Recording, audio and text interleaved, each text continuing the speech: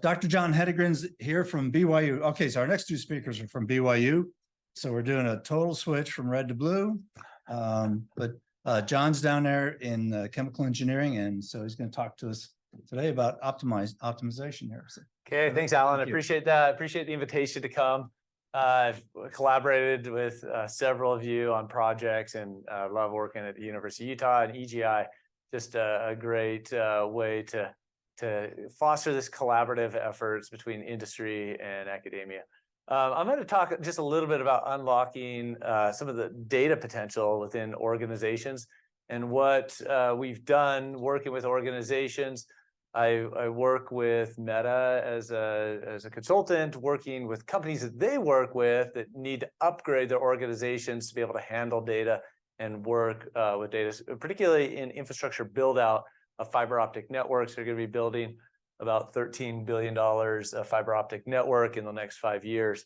And a lot of that is HDD, horizontal directional drilling, to be able to place those fiber optic networks. So be able to use data more effectively and help them even achieve 2% more efficiency is a lot when you consider $13 billion of construction costs. Also working with Saudi Aramco, going over there in a month to give a short course. Again, they're very interested in, as traditional players in oil and gas, you start hearing things like, back when I was at ExxonMobil, I heard things like, hey, the most important thing in our company is the oil in the ground, don't mess it up. Okay. And then working for a consulting company, he said, hey, the most important thing in our company is the gray matter between your ears. Okay. We want, that's what we want to foster. And so kind of a different perspective. And I'm hearing more and more from companies that the data and the knowledge that they have is almost as important as the assets that they own, because it helps them achieve 2 to 3% more efficiency. They're the ones that are going to be in business in the next 20 years, and their competitors that don't adopt some of these Industry 4.0 initiatives are not. And so thinking about how to unlock data, it really is about enabling individuals within that organization to use the data more effectively to make better decisions for the organization. And so I just want to talk a little bit about trends in data and computing, some of the efforts that we've done to create these data-driven engineering instructions to be able to upgrade people within an organization. It's not just the new people coming in, but the people that have been there a while that want some of this knowledge. And then I'll share, as time permits, a little bit about what we're doing down there. Okay, so this is the amount of data that's forecast to be created worldwide between 2010 and 2035. This is in zettabytes, so 1 billion terabytes. And right now we're at, between 2020 and 2025, and you can see this exponential growth. 70% of this is Netflix and YouTube, but the other 30%, even that represents a lot of data that we're generating. Smart devices, sensors, instruments. A lot of people are saying we're drowning in data, but starving for information.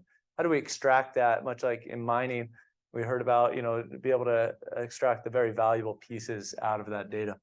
Okay, a self-driving car, 25 gigabytes an hour. Wind farms. I'm just going to share a self-driving car here, and you can see what it's doing, classifying images on the right. You can see it's trying to identify lanes. It's identifying in-path objects, which are green, regular objects, which are blue.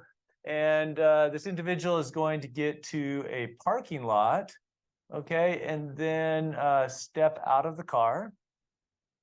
And at a certain point, he'll just go into the building and tell the car to go find a parking spot. And so all of the decisions that need to be made to enable this to go into a self-driving mode, be able to locate a parking spot and be able to parallel park is phenomenal. And 25 gigabytes an hour of data that it's generating. So how do we take data and process it much like this and make actionable information?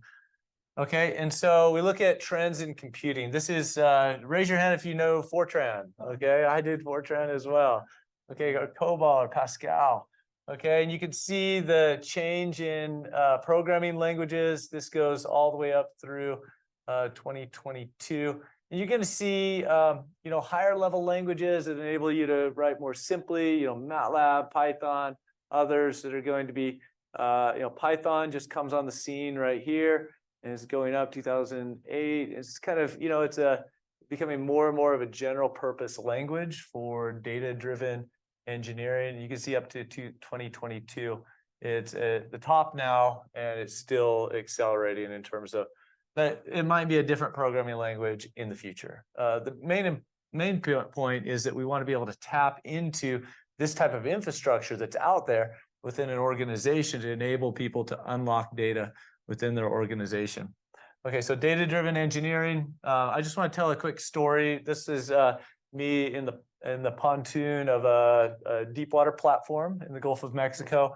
This was just a couple of years ago. We were going to install a fiber optic sensing network, a first of a kind, to be able to monitor within the web frames of this pontoon on this tension leg platform, because the load cells on the tendons for the tension leg platform were failing. And so they're looking for an alternative to putting divers in the water and attaching fiber optic sensors to the tendons themselves. Well, this was during the height of COVID, and the guy that was supposed to be out there helping me, we were a week in quarantine in the hotel, and right when we got on the helicopter, he took one more test and he tested positive. So I had to go out there and become the fiber optic installation guy. I was supposed to be the computer guy, but I got to do the fiber optic installation as well. And it was really interesting because in this project, I normally just do the computer systems, but in this project, I did it everything. Okay, I installed the sensors all the way up to the computer system. Moving the data, it was about 10 gigabytes of data a day that it was analyzing, doing machine learning on that data. And it taught me a lot of things. First of all, I didn't have Google there. There was no internet down there so I had to do this whole project kind of like, just remembering what I knew. Okay, so here's the kind of the aerial view. There's the pontoons. And we got to a certain point where we had done finite element analysis of the entire platform, tried to relate the strain on the web frames to the tendon tensions, but it didn't work. And we thought, oh, okay, this is a multi-million-dollar project. Okay, didn't work. We tried. But I said, let's try some of these data-driven approaches and see what we can learn from some of the machine learning to be able to learn the relationship between what happens on the web frame and what happens on the tendon. And we used a couple days of training, and it came up with something that actually worked really well. This is the wave action there. It followed tide action, seasonal actions as well. It was a viable replacement for some of these load cells. Okay, but one of the things that just really inspired me is I kind of stepping back from the situation after all the excitement was over, the project was a success, thinking about, okay, there's something unique here. Okay, we went into the situation, we collected a lot of data, we were ready to give up using engineering first principles, physics-based models, and we tried, this data-driven approach, and it worked really well. How can we enable others to also unlock data that they already have in databases or historians, to help them enable to have successful projects similar to this? Okay, be able to unlock that data. And so I just want to share one of the ways that we do this is one of the new things is some of the generative AI. And Salman Khan has a really interesting TED talk on this. So I asked, in a minute, I'll ask you to generate a Python exercise for me to learn additional programming skills. First, ask me a series of 3 Python questions in multiple choice format to assess my understanding of the language. Wait for a response before asking the next question. Sure, here's a question. What is the output of the following Python code? Okay, if you look at it long enough, you think about it, it'd be B. Okay, the answer B. C, never mind C. Okay, thank you for the response. Here's the next multiple choice question. Which of the following is correct? Okay, that was an easy one. And then here's another one, was the result of the following code. So it's giving you a test on this. Okay, well done. You got the 3 questions correct. Well done. Here's an exercise that's customized to what you know about the programming language. Okay, and so we use this I just want to go back to this. If we can go from the conventional way of teaching, which is 1 to 30 or 1 to 50, a one professor with 50 students, to one-on-one, it shows the data shows that if you have tutors, one-on-one tutors, your average student now becomes what the best student was under the conventional. And your lowest ranking student becomes your average of the prior one as well. So it shifts that whole distribution. You learn faster, you learn more effectively. And how can we use some of these tools to enhance the human intelligence within organizations? And then I just want to share this one slide right here. We want to get to higher levels of synthesis and value within the organization. So we start off with things like just what happened, okay? And that's at the ad hoc report, standard reports, like what does the data say? What happened here? Okay, and then you can give alerts. You know, if something happens, you could say, okay, what action is needed? Those would be like alarms or alerts. Statistical analysis, you're getting up higher into the business analytics and value forecasting. You can use the data to be able to forecast what if these trends continue. Next, predictive modeling. Cody Powell, his group, is doing a lot of that along with optimization. Kind of at the top of this list where you can see it requires more synthesis, but the value is also much higher. So these are the ways that we can use data. We start in the lower left, kind of the standard reports, just saying, you know, daily reports, weekly reports, okay, what happened, all the way up to using this data to help us make the best decision possible. All right. And so we want to get past some of these lower level things. I think that's a lot of what generative AI can even do for us, is take care of some of the lower things so we can focus on the higher levels of understanding with the data that we produce. All right, so just with that, I'll put a plug in for some of the courses I have online. I get about 4,000 to 6,000 people a day that access some of these. I just want to share them with you as well. They're freely available for data-driven engineering. We go through just some of the introduction of Python, you know, give some foundational knowledge about that in programming. If we had more time, I'd cover some of this.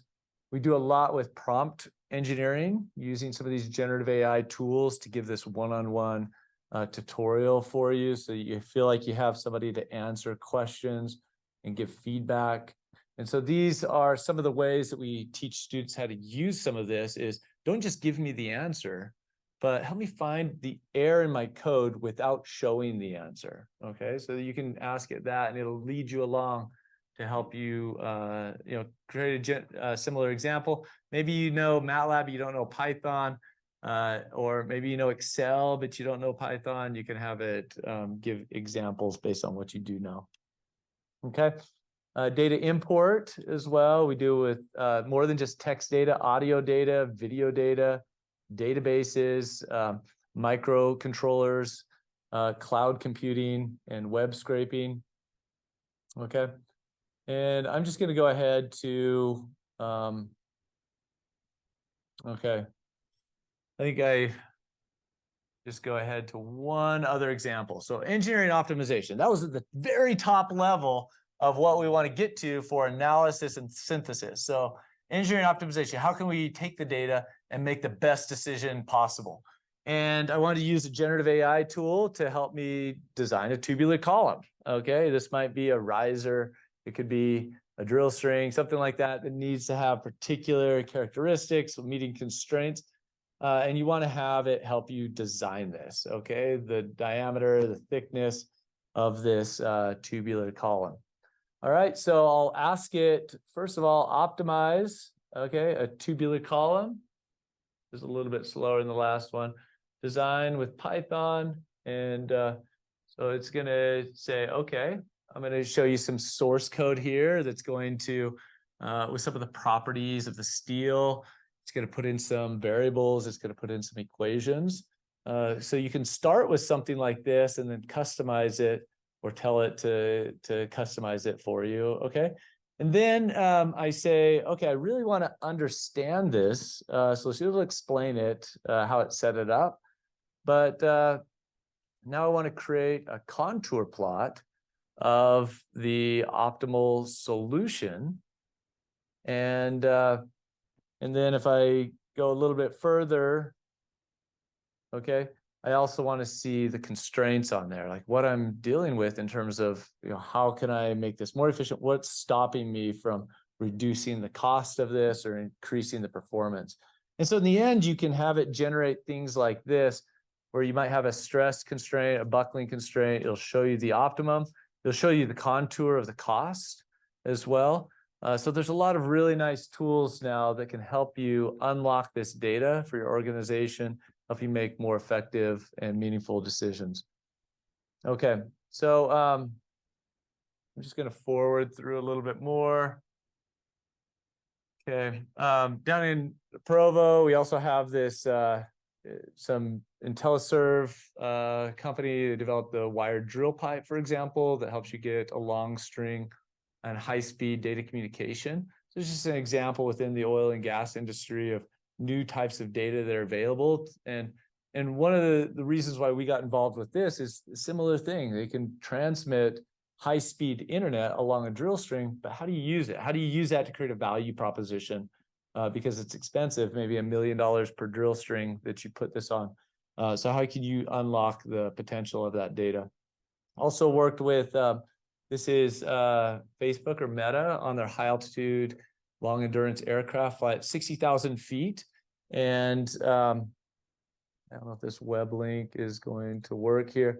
So this is our flying drone. It's about as wide as 737, covered in solar panels. So we look at think about microgrids.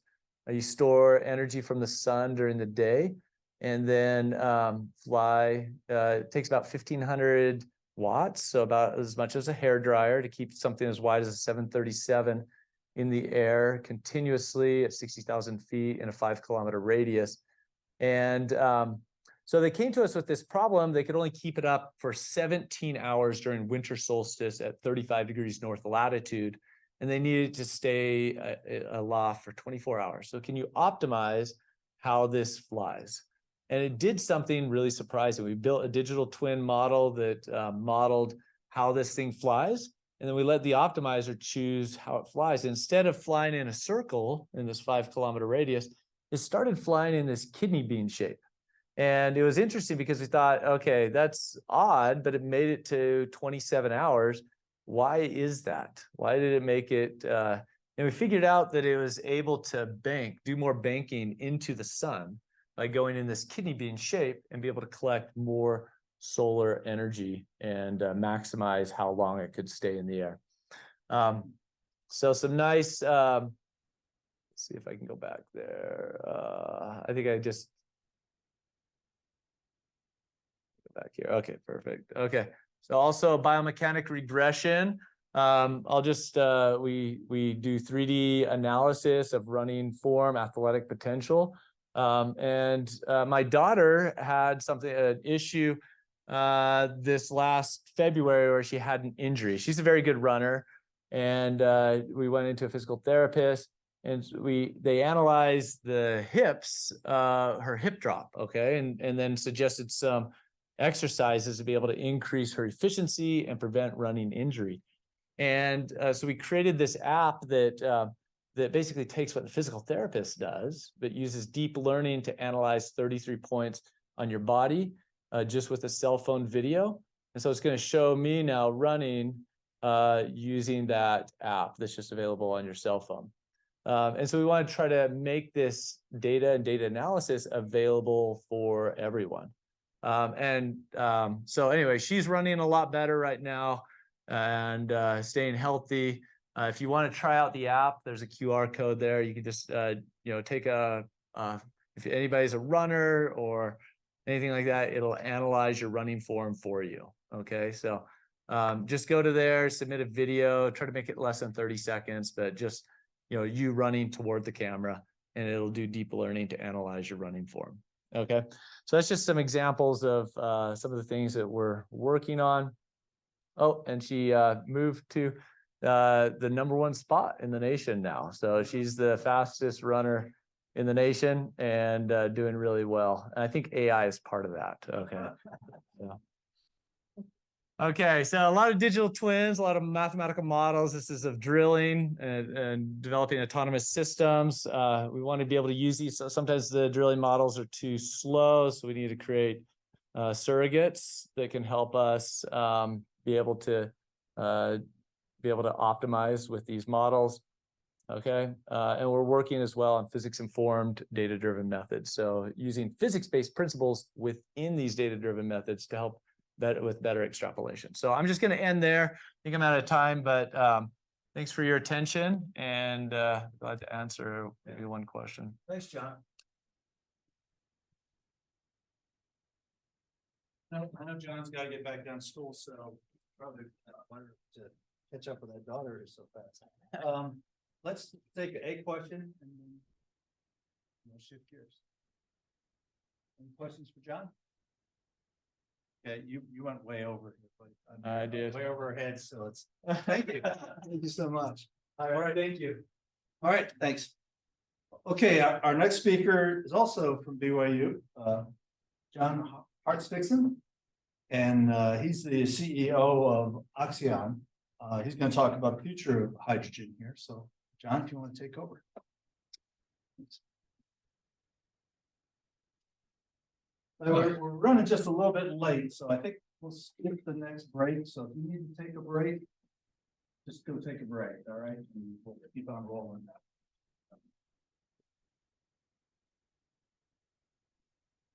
What? Is this on? No, I don't see it. There we go. Clicker. All right.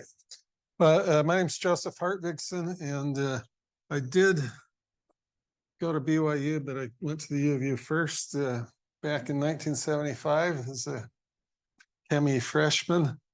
But by the time I got to be 21, the U of U was too close to home. So I went south. As mentioned, I'm CEO of Oxion and co-founder with a couple of others. My longtime partner at Oxion, Dr. Ilongovan, is a PhD material scientist from the U of U and Caltech. We're located just a few miles from here, right near the airport in North Salt Lake. We have a 24,000 square foot facility. Do a lot of work with DOE, NASA, and Department of Defense. What we do is we build solid oxide electrolyzers, very high efficiency electrolysis system that's got some really unique features. One of them is it can electrolyze CO2. And as such, it was chosen to go aboard the NASA Perseverance rover on Mars, which produced oxygen to demonstrate the possibility of Mars return propellant production from the CO2 in the Mars atmosphere. So this represents the first time in all of human history that a useful commodity has been produced with a feedstock not originating on Earth. So our technology, I'll talk a little bit more, but we have a couple of different things: plasma reforming for converting hydrocarbons into reformate, small modular Fischer-Tropsch, and then the solid oxide electrolyzer is a fuel cell as well as electrolyzer. A little bit about the NASA project that started about 10 years ago. It's this really small thing. This electrochemical stack has 10 cells. It's all solid state. It's 100 millimeters by 50 millimeters by about 30 millimeters, and weighs 770 grams. It's fairly dense, but it launched end of the summer of 2020, landed February 2021, and March 21st or April 21st, 2021 was when it produced the first oxygen on Mars. It's run 16 times. Most of the Mars 2020 Perseverance rover science team are geologists. They're getting core samples. They're doing, laser spectra. They're doing all sorts of Mars geology, looking for signs of ancient life. So we only get to run different points of the year and different atmospheric conditions. And next week is the end of our mission. We've had complete success there on Mars. During the time from when we delivered the flight hardware, summer of 2017 till now, we had to start a new company, and we did projects to scale up. This output, you may have seen stories about it being enough to support a small dog, the oxygen. It needed to scale up 200 times. We've done that since with a single device that's 36 times larger, so that 6 of them would be a full mission plus another couple for redundancy. But we've also showed that we could take the CO2 from the Mars atmosphere. They expect to extract water from the near surface, and that we can make both oxygen and methane for the return propellant. We've done similar projects for lunar and some advanced materials development. The next chart is a 3-minute video we had to develop or to produce for the NASA SBIR that's shown there in that bottom bullet. Excuse me. It's not real fancy, it's homemade, but it goes through some of the manufacturing processes. So everything in it is either at our facility, the manufacturing steps, ceramic tape casting, combustion synthesis of complex inorganic electrode materials, converting them to ink, screen printing, assembling cells and stacks, or it's the live feed from NASA on this Mars launch. So let's see if I can hit the button.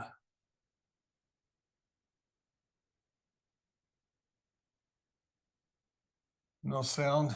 Okay, well, so this is our facility. I guess I'm the narrator. This is the ceramic tape casting process, where a slurry of cubic zirconia, micron-sized powder with the binders and plasticizers goes through, comes out, makes a tape that makes the electrolyte. This is our Fischer-Tropsch and plasma reactor. Back to the electrochemical cells, laser cutting of the ceramic tape, which is then sintered like a piece of pottery. Combustion synthesis of our electrode materials to the complex inorganic material, making it into an ink. Screen printing, assembling with sealant, glass, and testing. So this is building of the full-size stacks. Here we're talking about Fischer-Tropsch synthesis, being able to take synthesis gas, CO and hydrogen, and to make jet and diesel fuels. It's again the plasma reactor, where we put hydrocarbons with the steam and oxygen through to break them down. This is the NASA chief engineer on the launch talking about, you can find this video as the launch feed, but he's explaining how this all works with the oxygen moving through the crystal structure, and that Oxeon built this system. So this is the launch date, and we get a nice view of the rocket launch here in a little bit. It was pretty gut-wrenching seeing, a decade of your life's work on top of the giant pile of explosive. And I had worked in the rocket business before, so I knew it's a probability of whether it goes or disappears in one frame of a high-speed image. So it took 7 months to get to Mars. Everyone's watching when it came to land, and this parachute pops up, and it's got a Morse code in there for a secret message from JPL saying that they made it, because NASA doesn't let JPL put their logo on anything. It always has to be the NASA logo. So anyway, that's what we did for quite a while. It was fun. All right, so I was asked to talk about hydrogen, and everyone that's in the hydrogen, it's all about decarbonizing. So why decarbonize? Well, there's lots and lots of reasons, and I think they're getting more and more apparent. It's you know, health and environment and economy.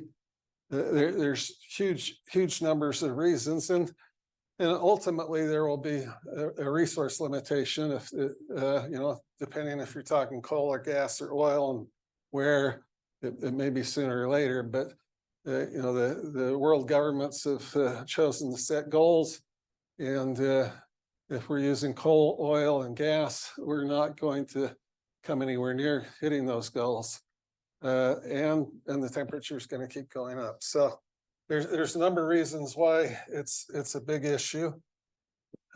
Question is, why now? Well, a lot of it's policy driven. So this is a particularly interesting one for us. In April this year, the EU set some mandates on jet fuel. Starting January 2025, 2% has to be SAF, sustainable aviation fuel. Most of that right now is kind of like the old French fry biodiesel, where you'd take the fats and oils and go through the transesterification to what they call FAME, fatty acid methyl ester. But for aviation fuel, they're a little more sophisticated than cooking up oil in a lye pot. They do an industrial hydrogenation. So you need hydrogen. But anyway, it goes up to, in 2050, 70%. Well, there's a big problem there. There's not enough bioresources to do that. And if you think about what's in biomolecules, it's usually a COH element on a chain, you know, cellulosic or you know, carbohydrates. And so when you process that to a hydrocarbon, you get CO2 out. So the EU has said half roughly of this has to be synthetic, taking that bio CO2, and that's where hydrogen comes in. That's where Oxeon comes in. Anyway, the military's got their own mandates. The US government's passed tax incentives in the Inflation Reduction Act, putting a lot of money from the bipartisan infrastructure law into solving these problems. And so that's what Oxeon's working on, even though we were there 30 years before all this happened. So how big is the problem? It's really pretty big. But when you talk about clean energy, what do people think about? Electric cars, solar panels, and wind. If you look at these end use things, well, electricity is, if you look at what comes through here, it's not really a big part of it. There's a lot of fossil quads going in, not that many going out, but you know, there's so much going into all the different sectors, and very little that's talked about. And you know, we tried talking to the DOE about some of this power to fuels 15 years ago or more. And it was like, oh no, you can't do that. It's too energy intensive. Well, what do you think it is if you're trying to displace 58 fossil quads? It's by definition energy intensive. So how are you going to take whatever you're going to replace the fossil fuels with and turn it into you know, whatever is being processed? Well, so that's one problem. The other problem is, again, it's not just electric cars and solar panels. It's a material world, and society runs not just on electricity, but cement, steel, plastics, and ammonia. And that book over there is an interesting read. I bought both of them. I've only got halfway through the first one, but the last one is pretty interesting. Half the people in the world would starve without the ammonia from the Haber-Bosch process. I'm a wheat farmer, 5th generation up in Idaho, and it costs twice as much for ammonia as anything else that goes into producing a crop of wheat. It doesn't matter. You tell me anything else that you need to be a farmer, ammonia is double. So, you know, it really is a material world. All of these things take energy. And by the way, energy is a material thing. I mean, billions of tons of oil and coal. That probably doesn't surprise anyone. I think this last one, billions of tons of natural gas. You don't really think about natural gas in the billions of tons. You know, a little pipe comes into your house, or big pipe goes into a gas turbine. That's a lot of material. And so what are we going to do? How do we distribute all that energy? And you know what? Let me jump back. One of the books here, Power Density. That's really the reason that hydrocarbons are so valuable. I like to talk about recharging electric vehicles compared to filling up your gas tank on a car. When you put the nozzle in your gas tank, you put 0.5 kilogram a second into the tank, 46 megajoules per kilogram. That's a 23 megawatt recharge rate to your car. If you say, well, you don't need to charge your car in 2 minutes, it's like, yeah, but you know, you do the math, and you know, if 1 car in 10 is got a Tesla supercharger kind of rate, it's going to collapse the grid in your neighborhood. So anyway, hydrocarbons are storable, pumpable, online or on-demand energy. There's a highly developed infrastructure. There's a vehicle fleet that probably take 50 years to retire. I'm running 70-year-old tractors on the farm in Idaho. And it's big money, as our friends in the earlier panel know. But the other thing is back on the energy density. You know, the lithium-ion batteries are tiny energy density compared to hydrocarbons. Even gaseous hydrogen at insanely high pressures, you know, it's 700 bar pressure, is not much better. But you know, you get to methanol or synthetic diesel, which is about the same as petroleum diesel. It's really great energy density. Well, so what's the solution for Oxeon? What we've been working on for 30 years or so, kind of waiting for this time when the problem's recognized and the market forces are there, is cross-sector energy conversion.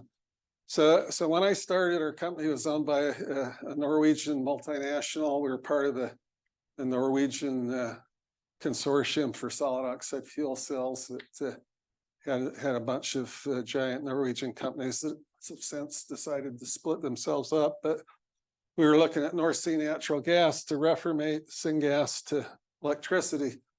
And then there was some company, you know, ownership changes, and we ended up not being able to work in that area because of, you know, the changes. And so we wrote a proposal with the Idaho National Laboratory for Nuclear Hydrogen, looking at nuclear power to hydrogen.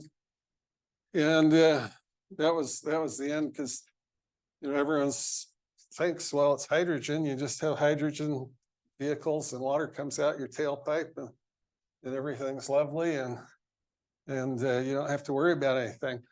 But we, you know, realized that there's more to it than that. And we realized that we could feed CO2 and steam into the electrolyzer and get syngas.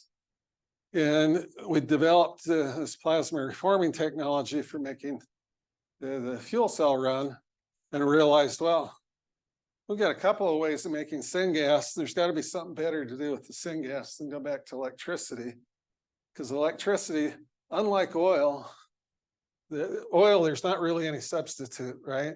But electricity, you got nuclear power, hydropower, wind power, solar power, geothermal power, wave power, lots and lots of ways of making electricity. But there's not many ways to fill your tank or the airliner. So we got looking at the synthetic fuel and, you know, ways to make synthetic fuel. Currently, there's 400,000 barrels a day of Fischer-Tropsch petroleum substitutes made. Most of it is made from natural gas, some from coal, none from electricity. But that's something that we're hoping to change. So that's what Oxeon's set on doing. The electrolyzer is extremely efficient.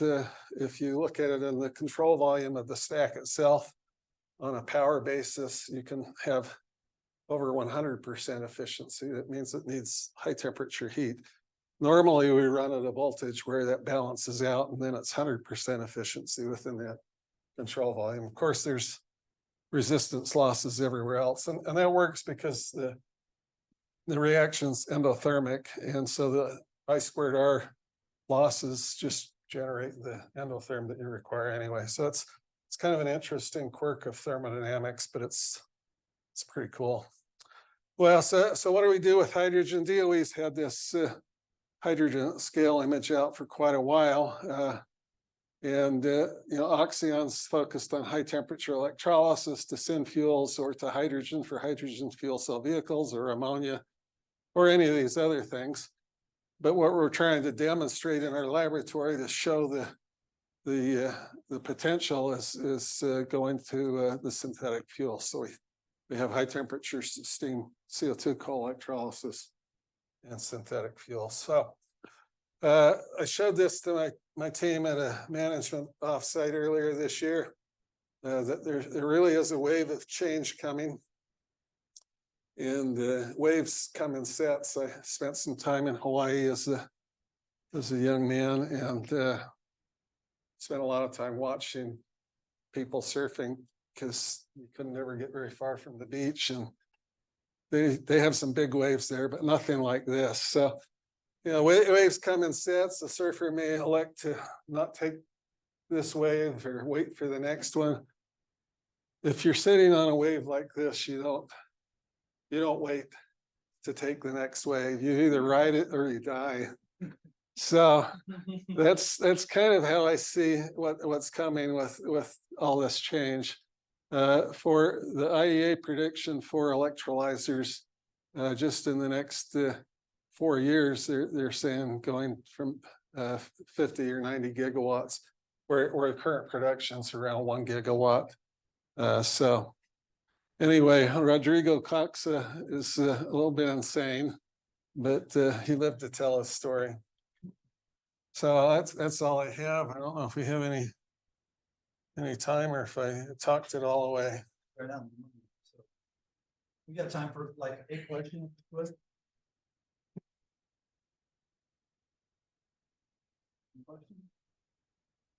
Okay, well, thank you, Joe. Appreciate it very much.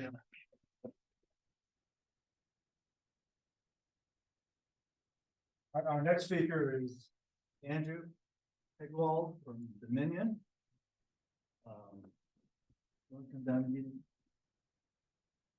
And just, I think this is, I don't know if this is intentional by Dr. Dev as far as scheduling these, but it's showing you the brilliance of chemical engineers and their versatility. So we've got our third chemical engineer in a row here.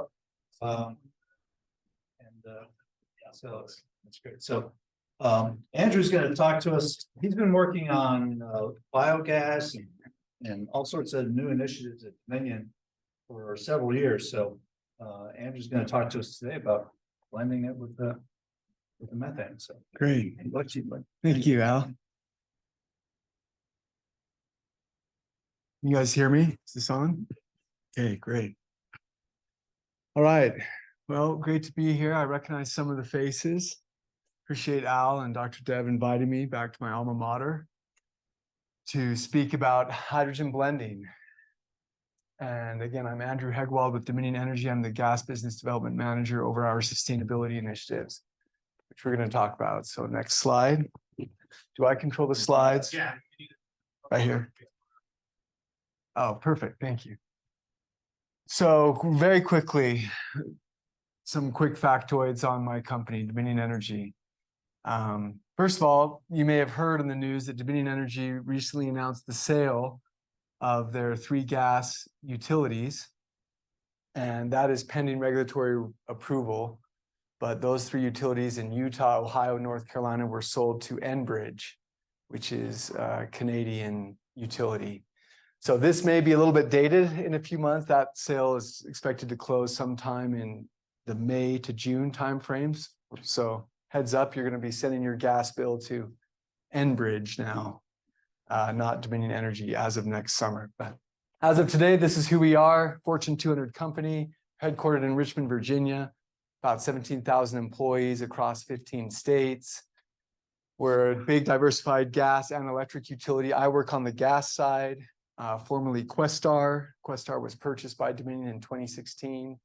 And again, we're now getting purchased by Enbridge. Importantly here for today's discussion is that we are pursuing net zero by 2050. So many companies and countries around the world are following suit. You often hear this mid-century goal of 2050. Dominion Energy is no different. We'd like to have our emissions be net zero, meaning we either capture or remove as many emissions as we emit by the year 2050. It's not a zero emission goal, it's a net zero emission goal. So how are we going to do that? We have three big initiatives at Dominion Energy. I'm involved in all three of these. But today we're going to be talking about hydrogen, of course. But the first one is capturing methane emissions from our existing gas infrastructure. We have a goal to remove 65% of 2010 level emissions by the year 2030, and then 80% of those 2010 levels by 2040. Second is an exciting one, which we can maybe talk about another day if you're interested, and that is renewable natural gas projects. So anything organic that is decaying, whether it's a banana peel or a corn stover or pig manure or dairy cow manure, anything organic, as you probably know, produces methane naturally as it decays.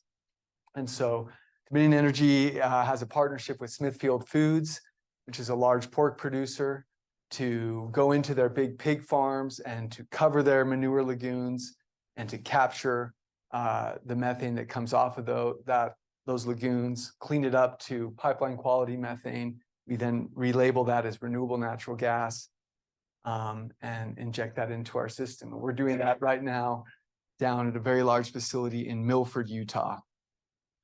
So that's an exciting development. And we have these RNG plants throughout the country that we're developing.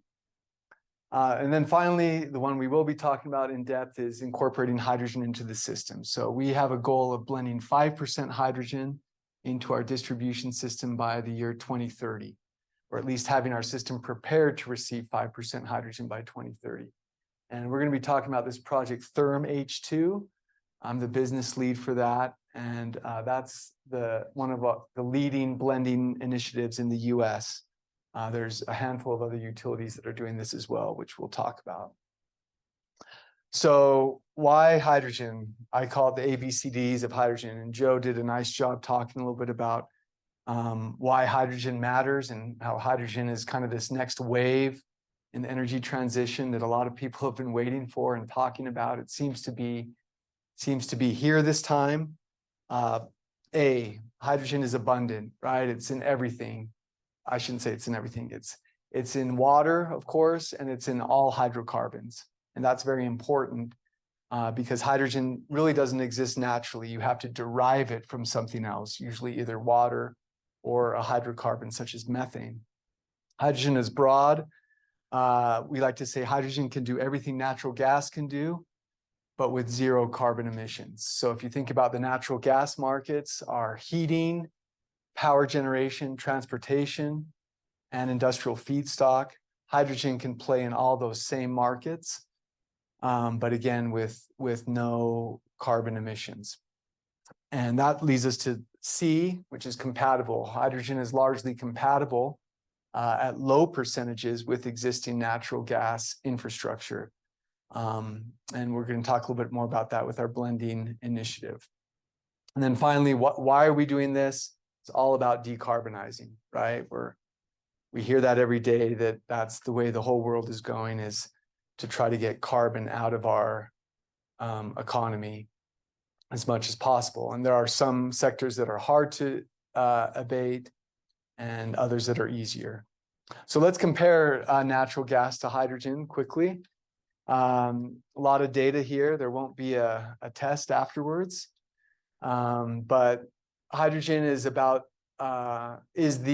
lightest element in the universe. It's has an eighth of the molecular weight as of methane. Hydrogen is much less energy dense than methane, and we heard a little bit about that in the prior discussion.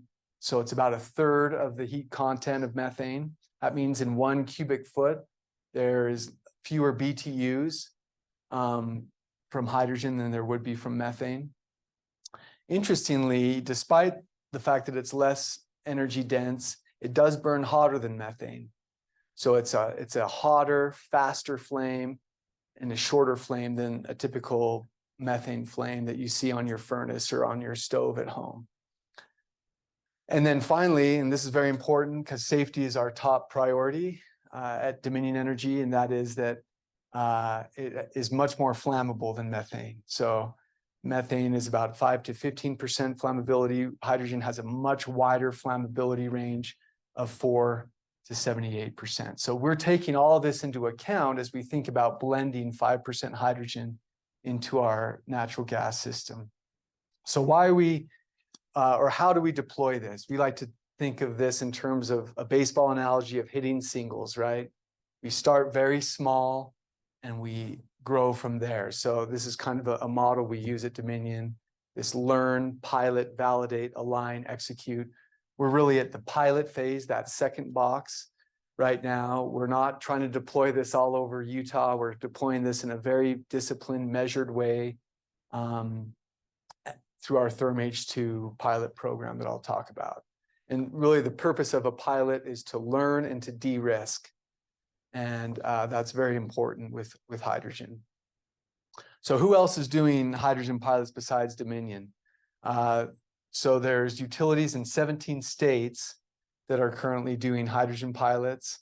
And a few of these are Dominion projects. The one in Utah and the one in Ohio and the one in North Carolina are all Dominion projects. Maybe no surprise, California has a lot of projects going on related to hydrogen blending and hydrogen for power generation. But this is not being done in a vacuum, right? This really is becoming more and more prevalent across the US and across the world, really. So about 40% of our peers have announced hydrogen pilots. This is very technical. We don't need to go into this a lot, other than Ohio is doing a hydrogen blending pilot, and so is Utah. So this just kind of compares those two pilots. A couple things in the similarities. This is very small. We're only talking about less than 10 kilograms for our phase 1 of hydrogen. And very important are what we're trying to learn here. So again, pilots are all about learning, especially for a utility. We're trying to learn about leak survey, safety, gas quality, and heat content. So when you put in a less energy dense fuel into methane, it obviously dilutes your weighted average heat content. And we wanted to make sure that we were still within our tariff limits.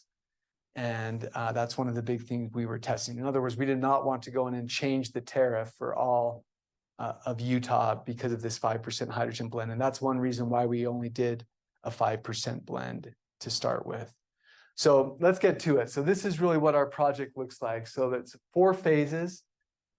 Phase 1 is to blend at our training facility, which is out in West Valley. There's a picture of it. We've completed that. And do we have a pointer here?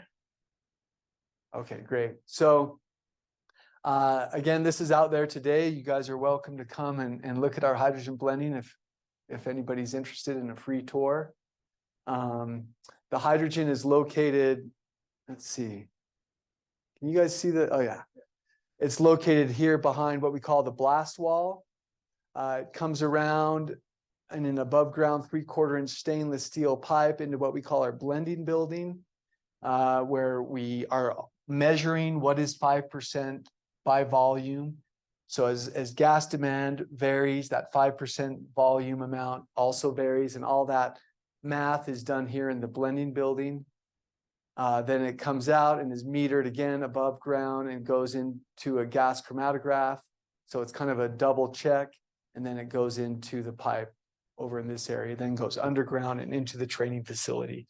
which consists of mock homes that have the normal gas burning appliances. So homes, basically sheds with furnaces and water heaters, and stoves and fireplace inserts, where we can really study what a 5% hydrogen blend looks like in a training facility. So this phase is done, and we are currently on phase 2, which is 5% hydrogen blending in Delta, Utah. And for those of you who are following hydrogen news, we know that Delta is a very, very important place in the hydrogen world. It's where Intermountain Power Plants conversion is also occurring there. We're not involved with that at all, but we chose Delta partly because that community was already familiar with hydrogen. They knew about it. They were more comfortable with it than other rural communities in Utah were. And our electrolyzer actually was just, it says it's expected in Q4 2023. It was just delivered a few weeks ago. So we do have our electrolyzer on site, and we're getting ready to fire that up and begin producing green hydrogen at Delta in November of this year. And we also have a ribbon cutting coming up in the next couple weeks down there. Phase 3 will be similar to phase 2. We'll do 5% hydrogen blending in what we call our HP system, or our high pressure system. That'll be in the 28 timeframe. And then phase 4 is what we call our methanation phase. That's where we're going to be taking CO2 plus hydrogen to produce synthetic natural gas as a drop-in replacement for fossil natural gas. And that will be in the 2030 timeframe. And I'll just point out here this little note here that both phase 3 and phase 4 were included in the Western Interstate Hydrogen Hub. So this is for the Department of Energy IIJA dollars that are out there. Some of you may know there's $8 billion at stake for these clean hydrogen hubs that the DOE wants to deploy around the country. Dominion Energy is part of this. We're part of the Western Interstate Hydrogen Hub, which includes Utah, Colorado, Wyoming, and New Mexico. And we've applied for these dollars about 18 months ago. It's been a long process, and we should find out here shortly if we were one of the winning hubs. So that's exciting. And if we are one of the winning hubs, those dollars will go towards funding phase 3 and phase 4, which is exciting. So back to phase 1, what did we learn? We studied appliances. We studied the leak detection equipment. We studied how hydrogen impacted both steel pipelines and plastic pipelines. And we studied gas quality, as I mentioned. All of our tests passed, which is good news. It's what we expected. It's only 5%, but still an important learning for us. Back to the reasons we are doing a pilot is to learn on a small, safe scale. And the bottom line is hydrogen blending at 5% is both safe and reliable. So on to phase 2. As I said, we've been blending in Delta, Utah with gray hydrogen, or steam methane reformation based hydrogen, since March. We're getting ready to switch over to our electrolyzer in November. Why did we pick Delta? It's a small system. It's a new system. It's an end of pipe system, so we could control where the hydrogen was going. We could monitor it in all the homes and businesses of Delta. Proximity to IPP, which will be a very large source of hydrogen as of 2025, when IPP is converted over from coal to natural gas plus hydrogen. And you're close to the large salt caverns in Delta as well. So we're going to be serving about 2,000 customers with our hydrogen project down there. And we're very excited to be down in Delta. We have good support from the mayor, from the city council, from the fire chief. We had to get all of these approvals down there, and we've been able to win that support from them. So this is a little bit about what our site looks like. It's this triangular shaped site. It's what we call our regulator station. As you go down Highway 6 that comes into Delta, it's right there on the north side of the highway. A few of the stats, we're using about 270 gallons of water per day. So a lot of the hydrogen critics talk about how this is very water intensive, right? So we had to answer that question to the city council. Is this going to affect our water supply in an agricultural community in the second driest state in the country. That's a big deal. And I think they were pleasantly surprised at how little water we were using, less than 300 gallons per day. And definitely much less than what's going to be used at the power plant. What is the carbon benefit? About 110 tons of CO2 from the atmosphere per year removed, which is the equivalent of planting 5,000 trees. 110 tons of CO2 is not a lot, right? On the grand scheme of things. But again, this is a single. This is just getting us on base in the hydrogen game so that we can scale up as we learn more about this across our system. This is a little bit more about our test protocols. And how much time do I have out? 2 minutes. Okay, I'll wrap it up. So yeah, we wanted to understand, hydrogen is a very light molecule, fast moving. How do we detect leaks with a 5% blend? We did some work on that. Are the appliances compatible? Yes. Are the materials compatible? Yes. We're going to learn about how electrolyzers operate. And the last one's interesting, gas homogeneity. Are we able to confirm that if we blend 5% at point A, that it's still 5% 20 miles away at point B? How well mixed is the hydrogen in our system? That was important to us. So this is the last slide. What can Delta customers expect from 5% hydrogen blending? Really nothing, right? So we are not expecting any change in the performance. That was important to them as we did our community outreach meetings, right? Is my house going to blow up? Is my furnace going to break down? Right? We had to answer a lot of these questions. And we showed a lot of our phase 1 data to get them comfortable with phase 2. No change to bills or rates. So Dominion Energy is funding phase 2 through internal funds. We're not putting this on the customers. No change to system safety, and our carbon footprint does not change. It actually decreases by about 120 tons per year at Delta. So with that, take any questions or comments. Okay, our next speaker is Dr. Cody Powell. He's also from chemical engineering here at the University of Utah. So actually, we're gonna have 5 chemies in a row. So hang in there. We only got one more with Blake here after Cody's done. All right, I'm glad to keep the streak of Kimmy's going as long as I can. How is it? Is this the clicker? Okay. Yeah, thank you very much for having me. My talk is called Working Smarter, Not Just Harder, Improving Energy Performance Using Intelligent Operations. So that's the field that I'm in, process systems or energy systems. So we work on designing a system that can operate smarter and then coming up with ways, data analytics or machine learning or advanced control methods to make that system perform better. I don't like to toot my own horn, but I am an expert in smart manufacturing. Let me tell you how I became an expert in smart manufacturing. Finished my PhD at University of Texas, and then I went to work for ExxonMobil for about 3 years. At that point, the job that I have now, that opening came available, and being a professor, a lot of your job is about being able to get funding. And so I was given the advice, go to National Science Foundation budgets and DOE budgets and read through everything that they're proposing to spend money on. So I kept seeing this phrase, smart manufacturing, throughout. And I thought, that sounds like something I should know about. And I didn't feel like I knew what smart manufacturing really was. So I Googled, what is smart manufacturing? Top Google hit was a presentation given by someone to a panel, this panel on smart manufacturing for the National Science Foundation. It was given by my PhD research advisor. Oh, what better way to learn about smart manufacturing than from my PhD research advisor? Opened up the presentation, and about half the slides in it were mine. So I still didn't know what smart manufacturing was, but I knew that I was an expert in it. So that's my research now is similar. I'm going to talk a lot more about power generation.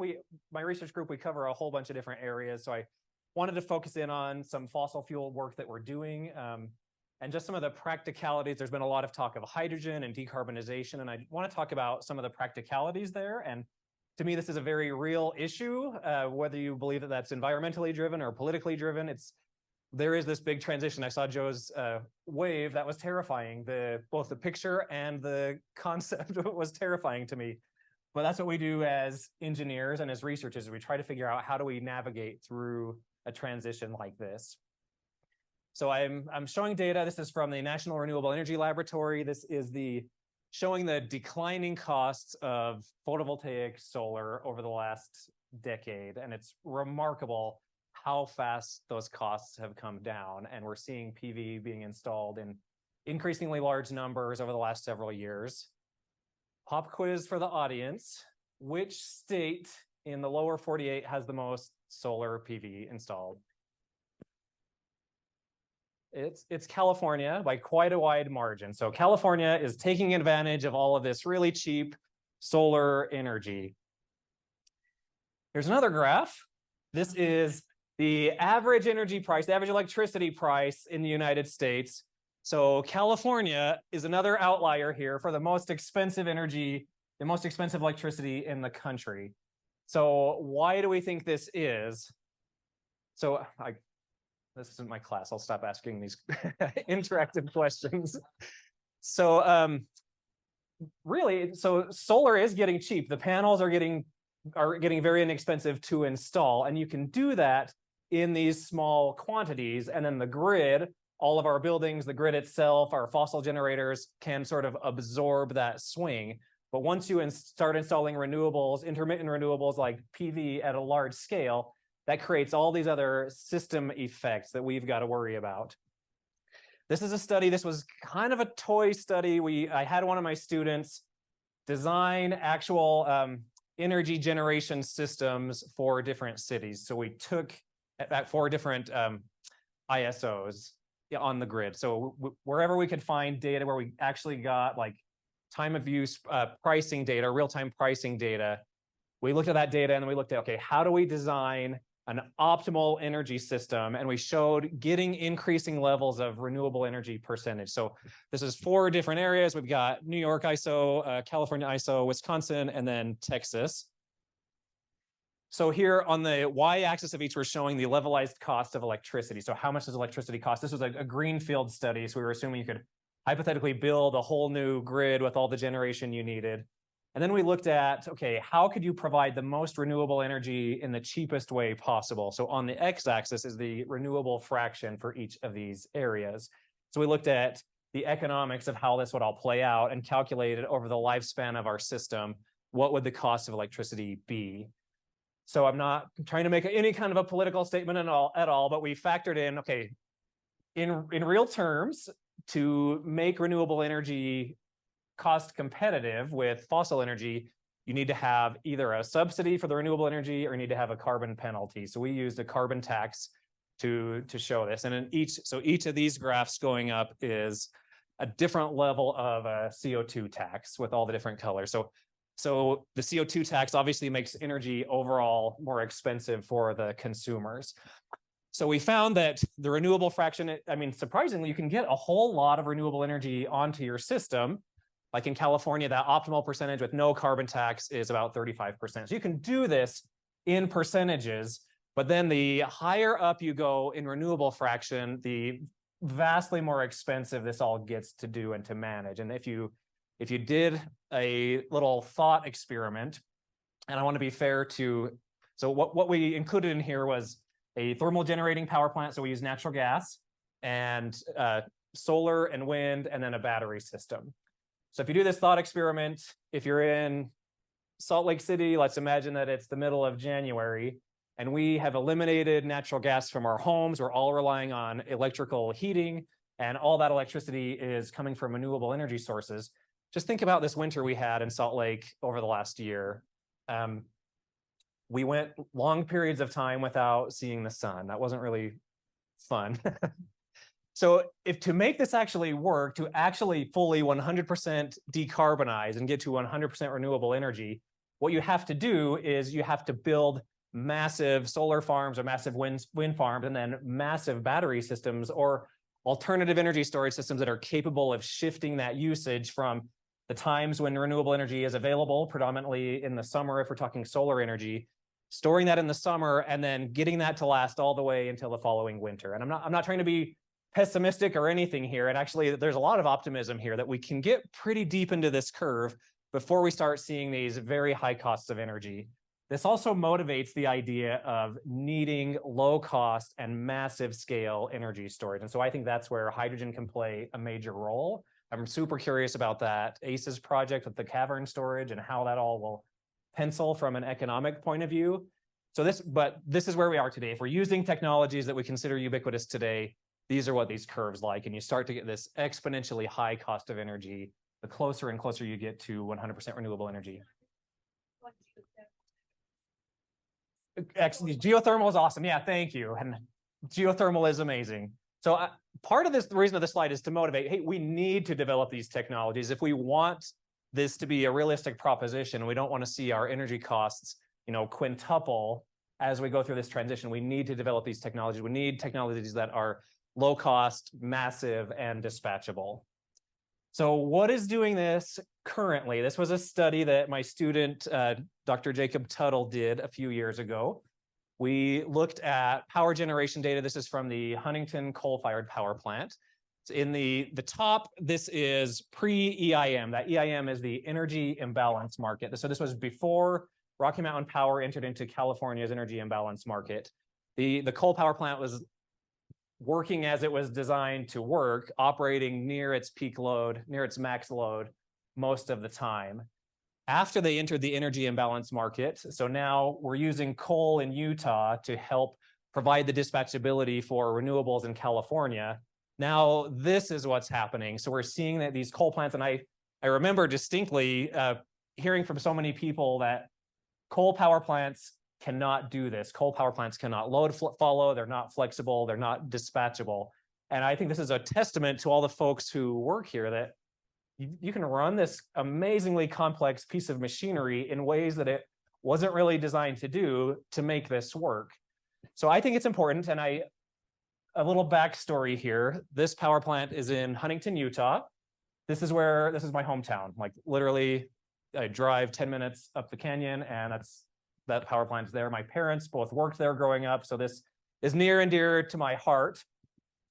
And I think it's a cool testament to what these people are doing. And these folks in Utah operating these power plants are actually enabling a lot of what California is doing to have that much solar on their grid. They are importing a lot of power from these power plants, especially with the entrance into the energy imbalance market. Another takeaway from this is that the value proposition for a fossil fuel is changing from an energy generator to almost like flexibility. So flexibility is becoming this new value proposition. Can you be flexible enough to supply energy on demand to keep the grid up and running and everyone's lights on as we go through this transition?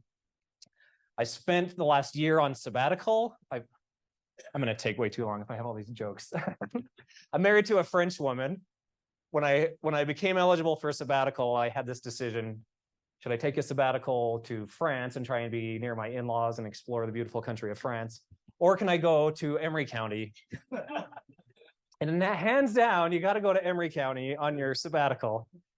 One thing that has really piqued my interest, especially just getting my head around some of the issues there, is that this is becoming a real problem. And I want to be, it's an issue. It's unfortunate that these issues are sensitive politically so, but people's livelihoods are at stake in all of this. So one research question that has really piqued my interest during that sabbatical is, as we go through this transition, what happens to that entire community? So some numbers from the Department of Workforce Services are, I'm gonna botch this here. Something like 40% of all the jobs in Emery County are directly tied to the coal power plants or the coal mines. And then certainly a lot of indirect effect is tied to coal.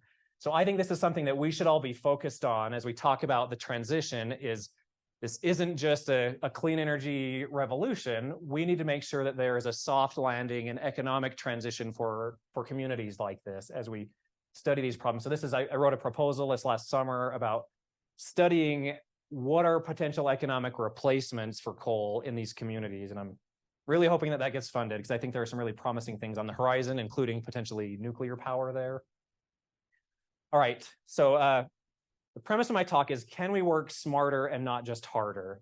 In the past, we have provided all the energy demand we need by relying on fossil fuels. And our philosophy as a society has been, we need more energy, let's build more power plants, or let's build more refineries, or whatever it might be. So I think as we're going through this, as we're riding the wave, I think we need to be a lot more intelligent about how we are doing this.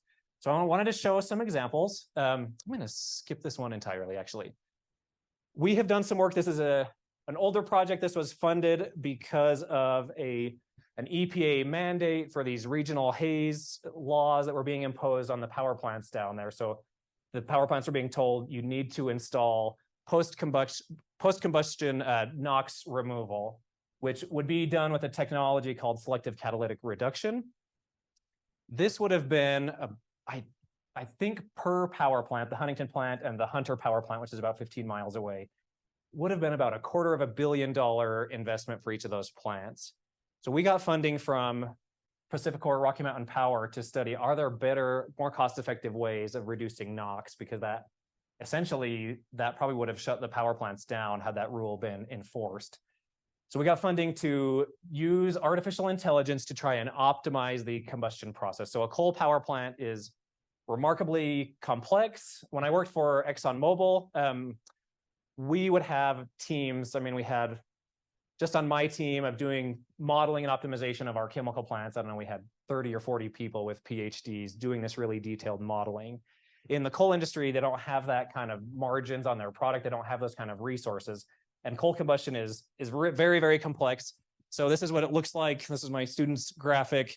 Inside the combustion chamber, you have all these different points where you're injecting coal. You have dampers and burner tilts, all these different decision variables. So as you're trying to optimize this process, an operator sitting at the control board literally has nearly 100 different decisions that they need to make in real time. And so what they do is they put all the dampers in place and just kind of leave them there. It would be impossible to try and figure out for a human brain to try and figure out the combination of all these different decision variables and the impact that might have on something like NOx emissions. So what we did was we used artificial intelligence here. We teamed up with a software company that uses machine learning based models. So these models will process the combination of all of these different inputs and the impact that that has on your desired output. In this case, we were trying to minimize NOx emissions. You can see it is a complex process. The results are really messy with data all over the place.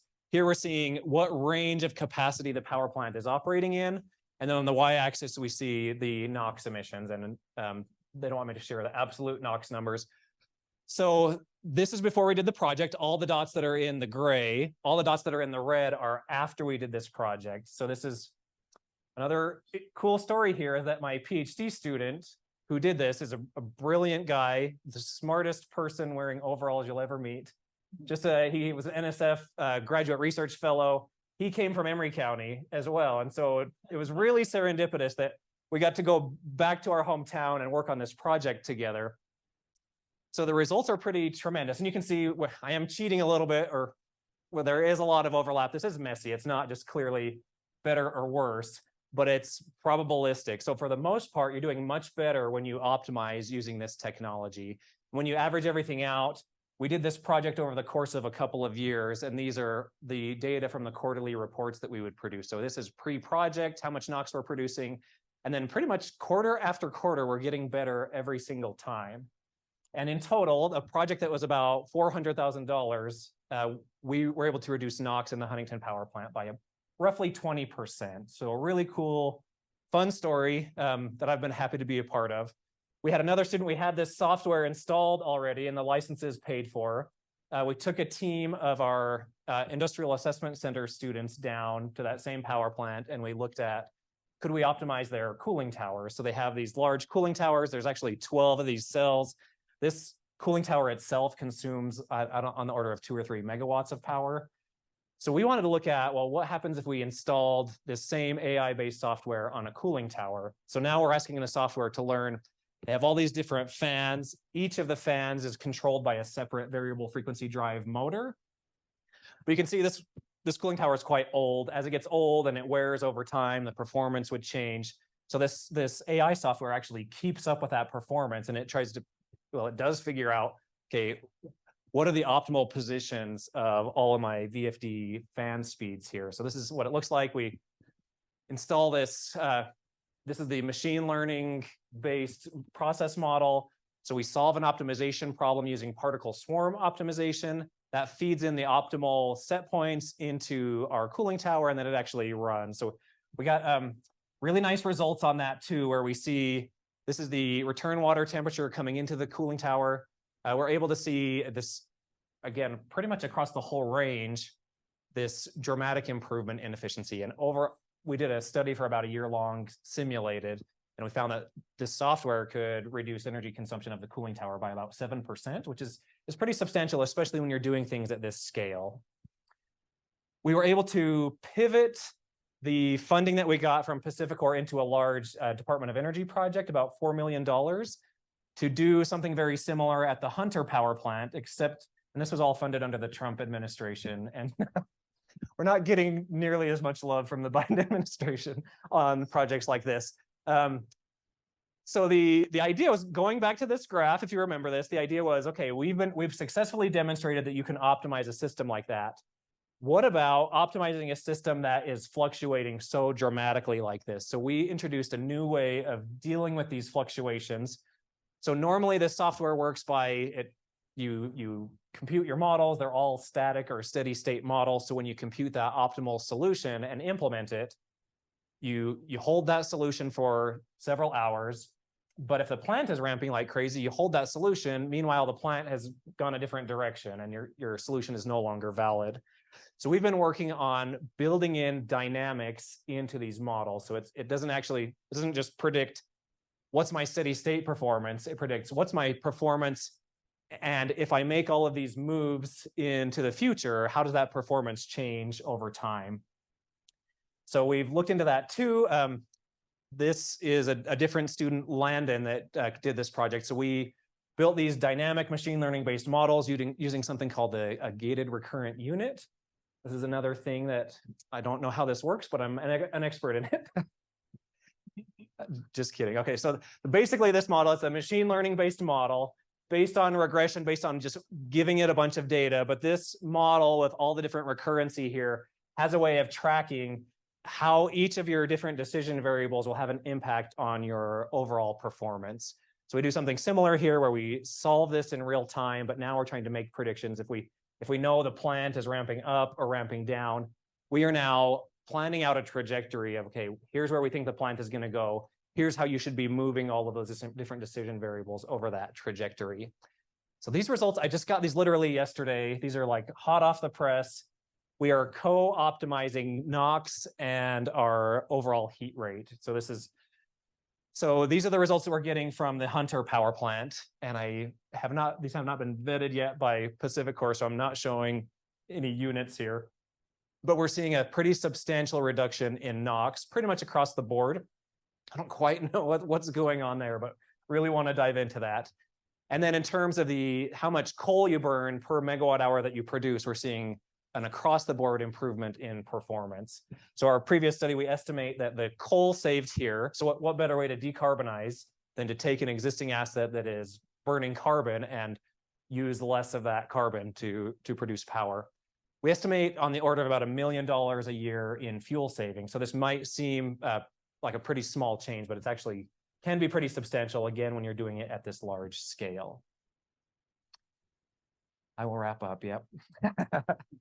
So I'm also very interested in designing flexibility into systems. We've talked about how do you operate a system better so that you can decarbonize it, make it more efficient, or even make it economically more viable for the people running it.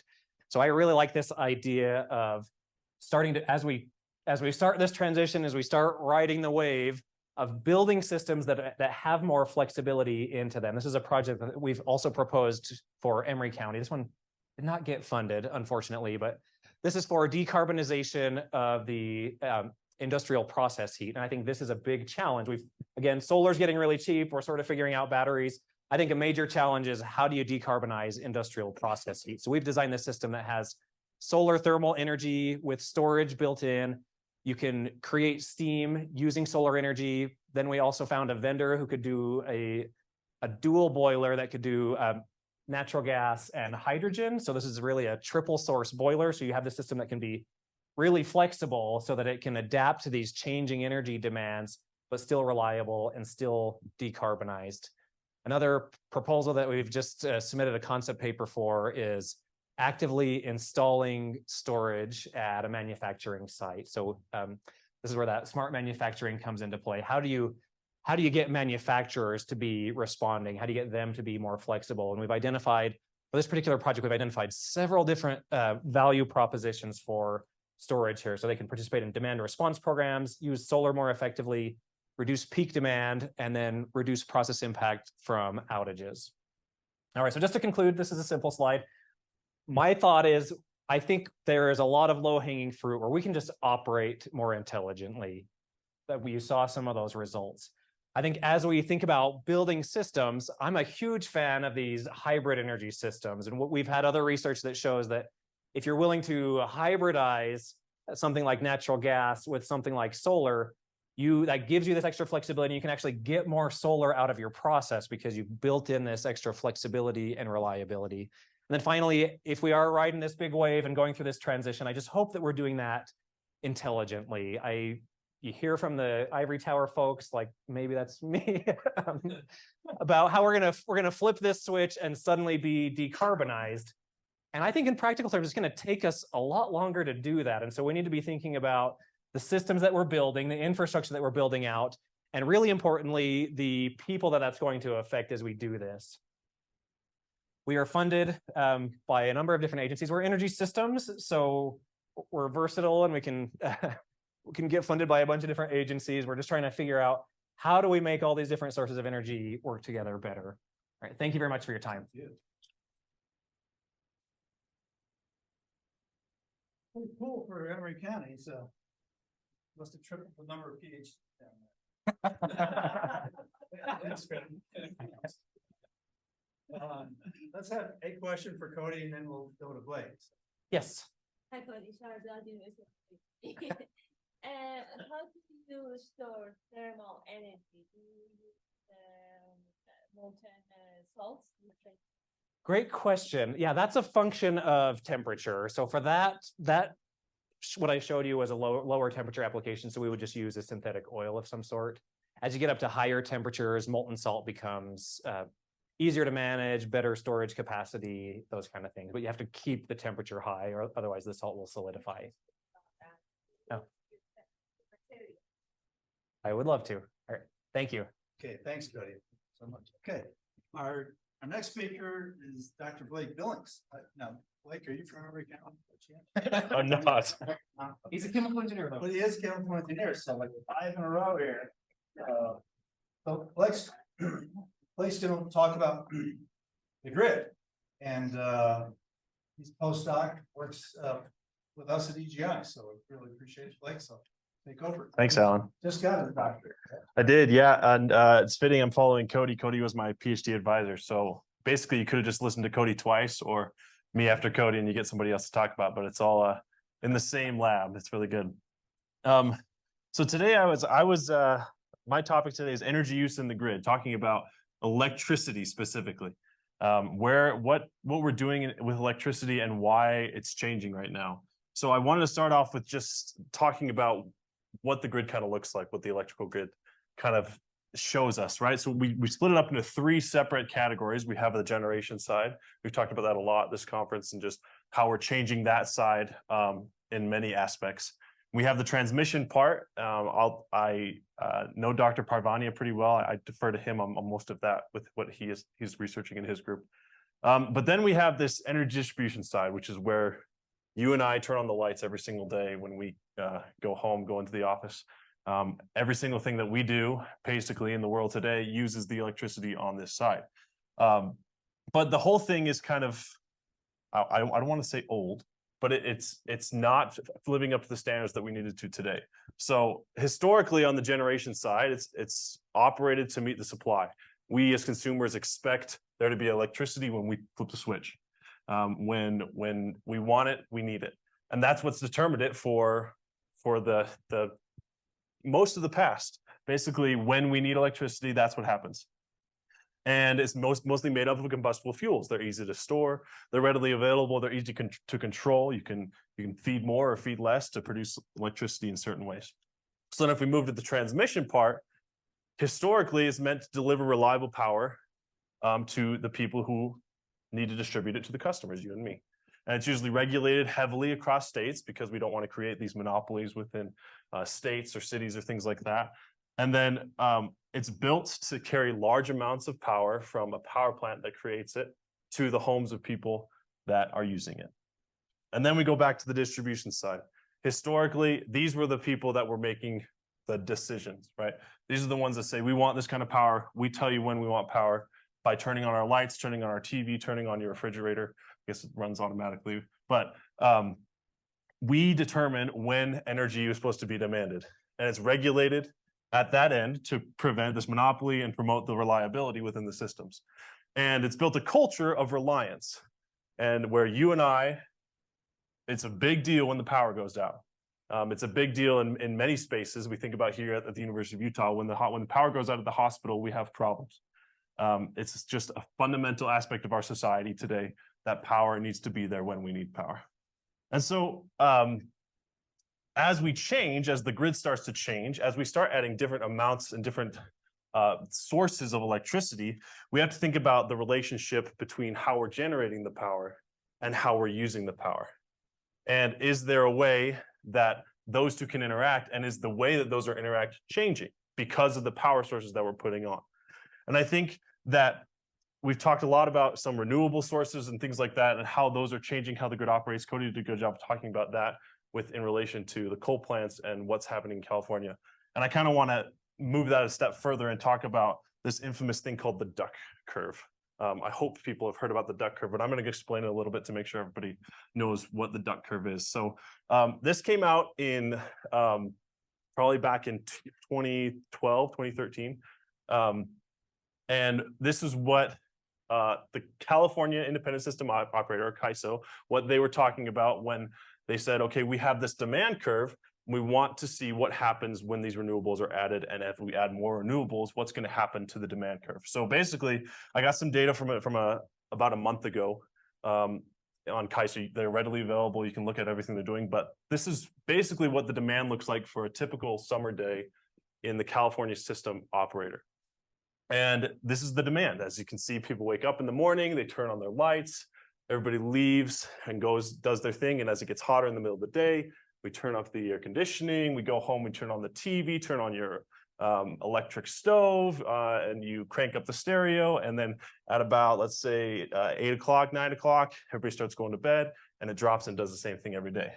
But as Cody mentioned, the renewables in California are growing even more. So you have to take into account that there is this large, big chunk in the middle of the day where we're producing renewable electricity in the form of solar and wind. But what does that do to the demand? And overall, that's where we get this duck curve. And if you hopefully you can see the duck there. And the duck, it takes into account the net demand on the system. And this is what causes problems when we have a coal plant that's trying to keep up with this curve, trying to say, okay, at 5 o'clock when the sun's going down, how do I make sure that we have enough power for the rest of the day? And so recently, people have been talking about the duck curve changing because we're putting so much solar on the grid.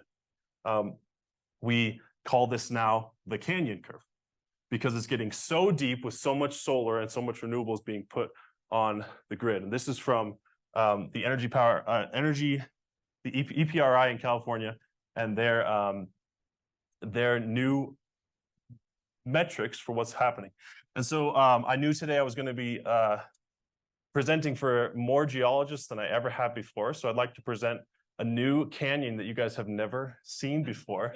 And we call this the CAISO Canyon.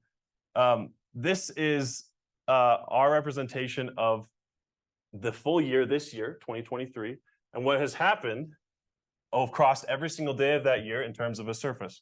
And you can see, let me give you a few different angles here. So this is the side view of the canyon, how deep it goes and how high it goes. And this is up through the end of August, so up until about last month. And I kind of wanted to take you on a tour. So you can see here that you can see there's different days and different weeks as we go through. There's the early morning on the top, the later in the day on the bottom. And then as you go from January all the way through August, you can see that there's a widening of this curve. And I kind of wanted to step us through just a little bit and say, as you go through this canyon, yeah, it might not be as, I'm not a geologist, so I'm just going to take, this wasn't caused by water, but you think that there's a river at the bottom of this, and that river is our solar. And as we get deeper and deeper in this canyon, we have more and more of a problem of the supply that we are providing not being able to meet the demand that we are setting for the grid. And so when we look at the colors of this grid and we say, okay, in the middle, we are actually, this year, CAISO has gotten down to below zero in production of the net demand. So they're producing more than they can actually use in CAISO. And so places like Utah are actually buying that power for basically nothing because they're overproducing and it's causing bigger problems with the grid. And so what we are trying to do is say, okay, if we can, as this changes, as we're producing more with renewable, as we're changing how we produce electricity, is there an actual way to change this side as well? Change how we're using the power. And that is a much more difficult issue because we now have to change how people, you and me, or anybody who uses power at the end, uses the electricity. And so there's a few ways that we can change that. And I'm not going to go through these in detail, but there's a few different ways that we can modify how much electricity we are using on this end. One is an efficiency upgrade, and that's something that we promote a lot of the time. We try to become more efficient so we're using less power overall. There's principles called load shedding, where when we can get rid of a load, we do it. Here in Utah, we have what's called Cool Saver program, where Rocky Mountain Power can take control of your thermostat and turn your thermostat up when they need extra power and they want your AC unit to use as much power. There's something called load shifting, and this is typically what we see with batteries, where we take a load that's lower at one point, fill up our batteries, and then use the power at a time when the power demand is high on the grid. And then, of course, there's distributed generation. Basically, that's things like a combined heat and power unit, where you are on site creating electricity with the heat that you need for your process. Or we have one here on campus at the University of Utah, where we create heat for the buildings that we have on campus. And then there's modulation, which refers to differing of the signals and making sure that we are giving good frequencies to the grid and correcting the small, minuscule changes that need to happen on the grid. And so this brings me to this animation that Cody and I use a lot in our presentations. But this, we focus on the manufacturing sector in many things that we do. And we want to think of a way where when a manufacturing plant can respond to those signals on the grid, what can they do? What can they change? What about their process? What about their operation? What about the design of their process? Can they change to actually make it interact? So you'll see here that as more power is being demanded in the commercial and residential sectors, maybe the manufacturing sector eases back and produces less of its widgets. Or when it can produce more power, it fills up the tank. And it says, okay, we'll use that tank later in a time when electricity is less expensive. And so this is kind of the ideal system. This is what we use to illustrate this would be amazing if this happened. But it's much harder in practice than it is in idea, as most things that we do are. So we refer to this as what we call grid responsive smart manufacturing, which means with grid responsive, it can change and adapt and optimize based on the signals that it gets from the grid of when power is more in demand or when it's more expensive.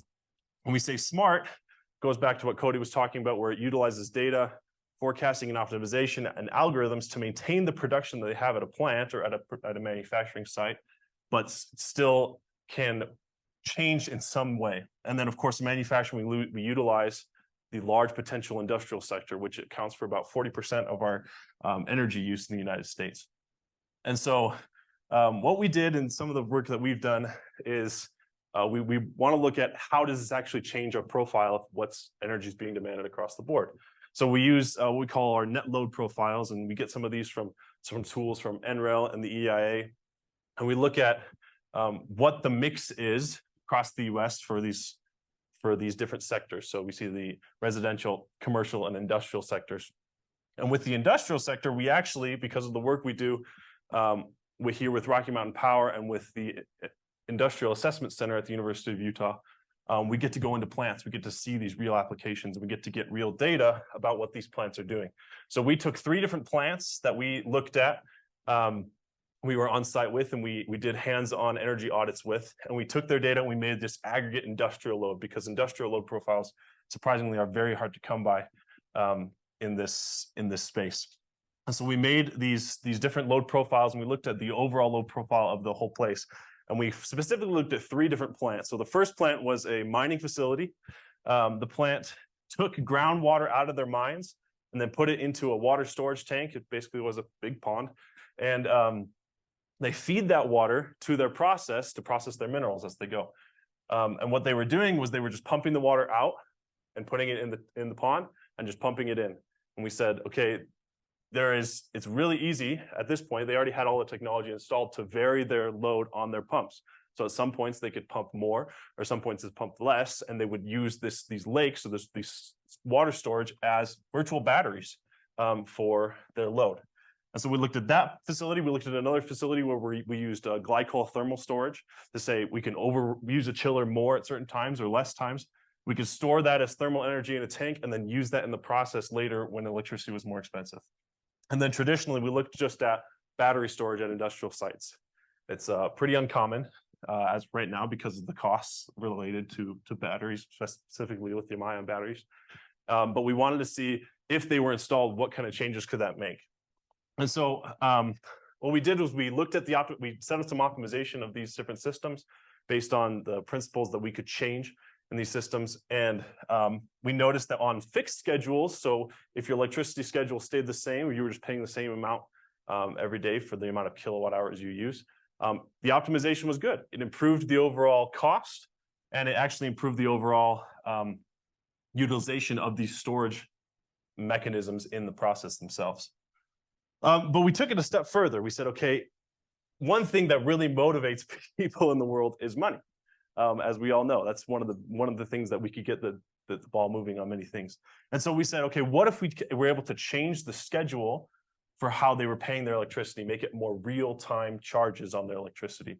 How would that change how these people were operating these and optimizing these different mechanisms? And so we had these 2 levels of optimization, where one, we're optimizing the rate schedule based on the load profiles of all the different spectrums, the residential, the commercial, and the industrial. And then we are also then optimizing each facility to say they want to interact with the grid to reduce their charges and utilize their storage. And so what we did was we did it again. At the bottom, you'll see here, this is the new pricing schedule for a week of one of our simulations. And you can see that when the prices get higher, they use less electricity, which means they're levelizing their profile in the dotted lines because they want to pay less for the electricity. They're utilizing that storage that they have inherent in their processes to mitigate their costs. And so what we saw across all different, this is for facility A, B, and C, with these different mechanisms. And as you get darker in color, is the change in overall utility costs. So as at different utility rates and at different demand rates, and I won't go into that today, but you can see that we improved by a few percentage points for these facilities how much they were spending on their electricity. It turns out that when we look at what effects that had on the grid, you can see with the fixed schedule, if we're not changing based on real-time pricing, there's not that much change. We're getting a 0.03% change in the overall peak demand of the facility. But when we have the prices that they have to respond to, that these facilities can actually utilize to respond to, we get larger amounts, up to 2% in these simulations of the change in that peak. And to illustrate that, I kind of want to show this. So this is the residential, commercial, and industrial sector, our load profile for the whole grid that we simulated. And this is for our fixed schedule.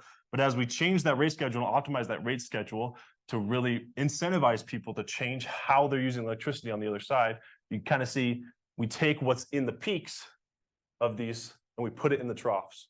Let me go back between these 2 slides one more time. So we take what's in the peaks and we put it in these troughs of this electricity. And that accounts for large amounts of savings on the grid, because and I hope some of our friends at Dominion could tell us about this, or at Rocky Mountain Power if they're here. That eliminates what we call peaker plants.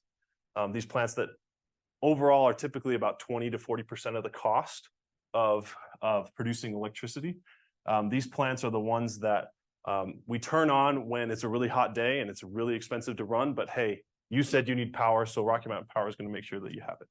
And so as we strive to make sure that we change how we are using electricity on one end, we can actually aid in making sure that the electricity that's being produced is being used in the best way possible, and maybe in the cleaner way possible.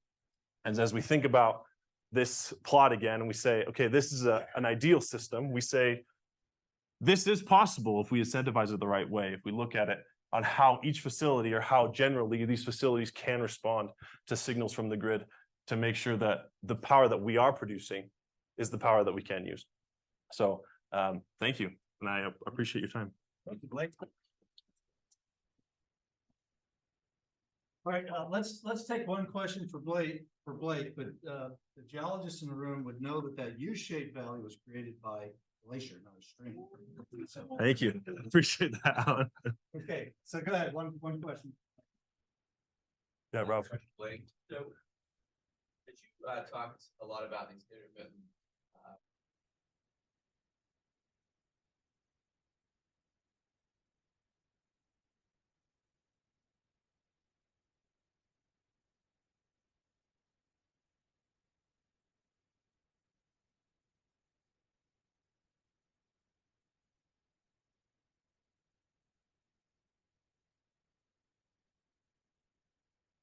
So, and we'll have a few maybe closing remarks from Millen before we head out for the day. So with that, all yours, Cody. Thank you, man. We're planning on having the speakers give some introductory remarks. Sure. Do you guys want to give introductory remarks, or do you want me to dive right into questions? Nobody knows me. Well, do they know you, James? Let's start with Director Todd. All right, I'm Greg Todd, Director of Office of Energy Development for the state and the Governor's Energy Advisor. I came here 1 year ago. I was a commissioner in Duchesne County. I was for about 7.5 years. Before that, I was in the oil and gas industry for about 35 years. And just need to bring this up. We had a hydrogen council this week with several of the hydrogen people, and they made mention about N08. And I went, yeah, that's my birthday, N08. And so I did a little research on it, and they kind of explained, but 1008 is the atomic weight of hydrogen.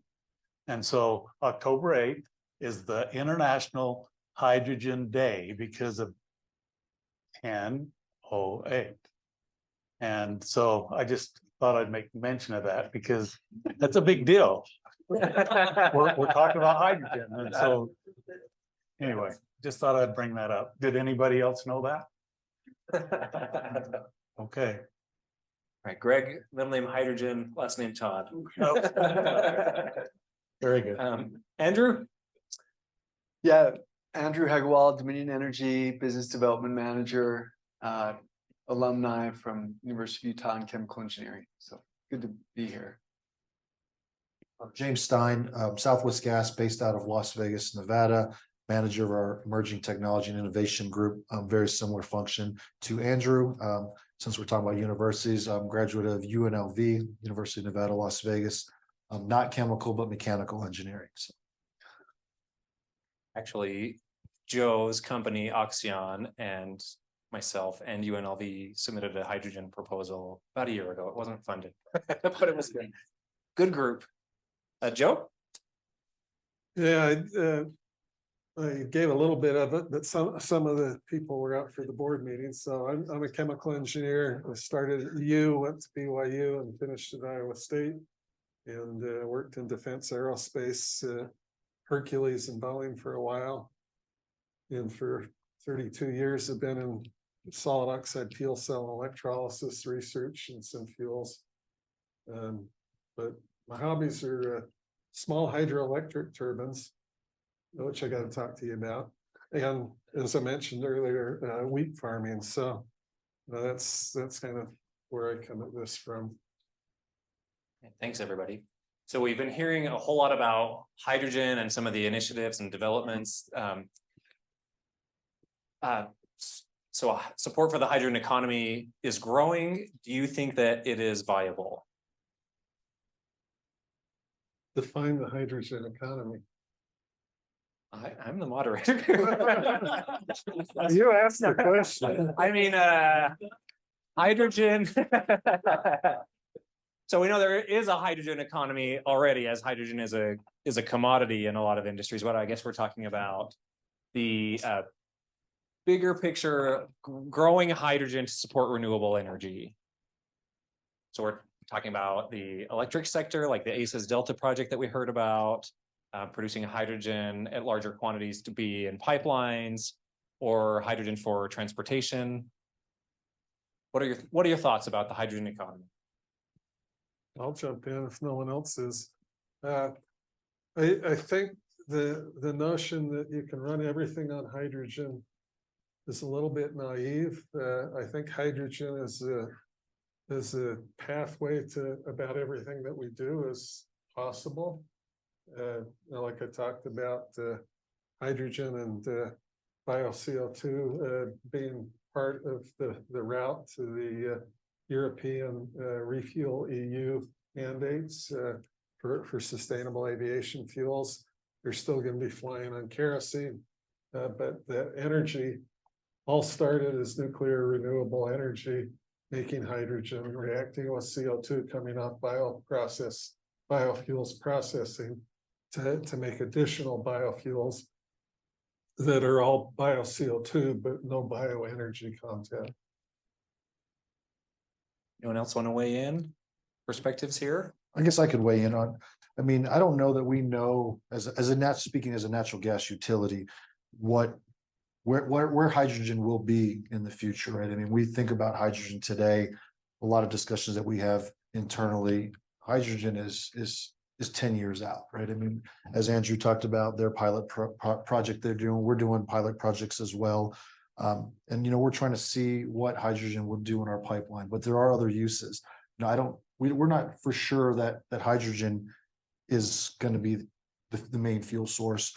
We have other opportunities in RNG and other ways that we're looking at, but, to stay relevant in a world of decarbonization, natural gas utilities are playing in that arena and looking at what hydrogen can do and maybe what it will look like. We know the DOE is throwing $8 billion at this and they want to see this come to fruition. So we're along for the ride. We have the infrastructure that's there today.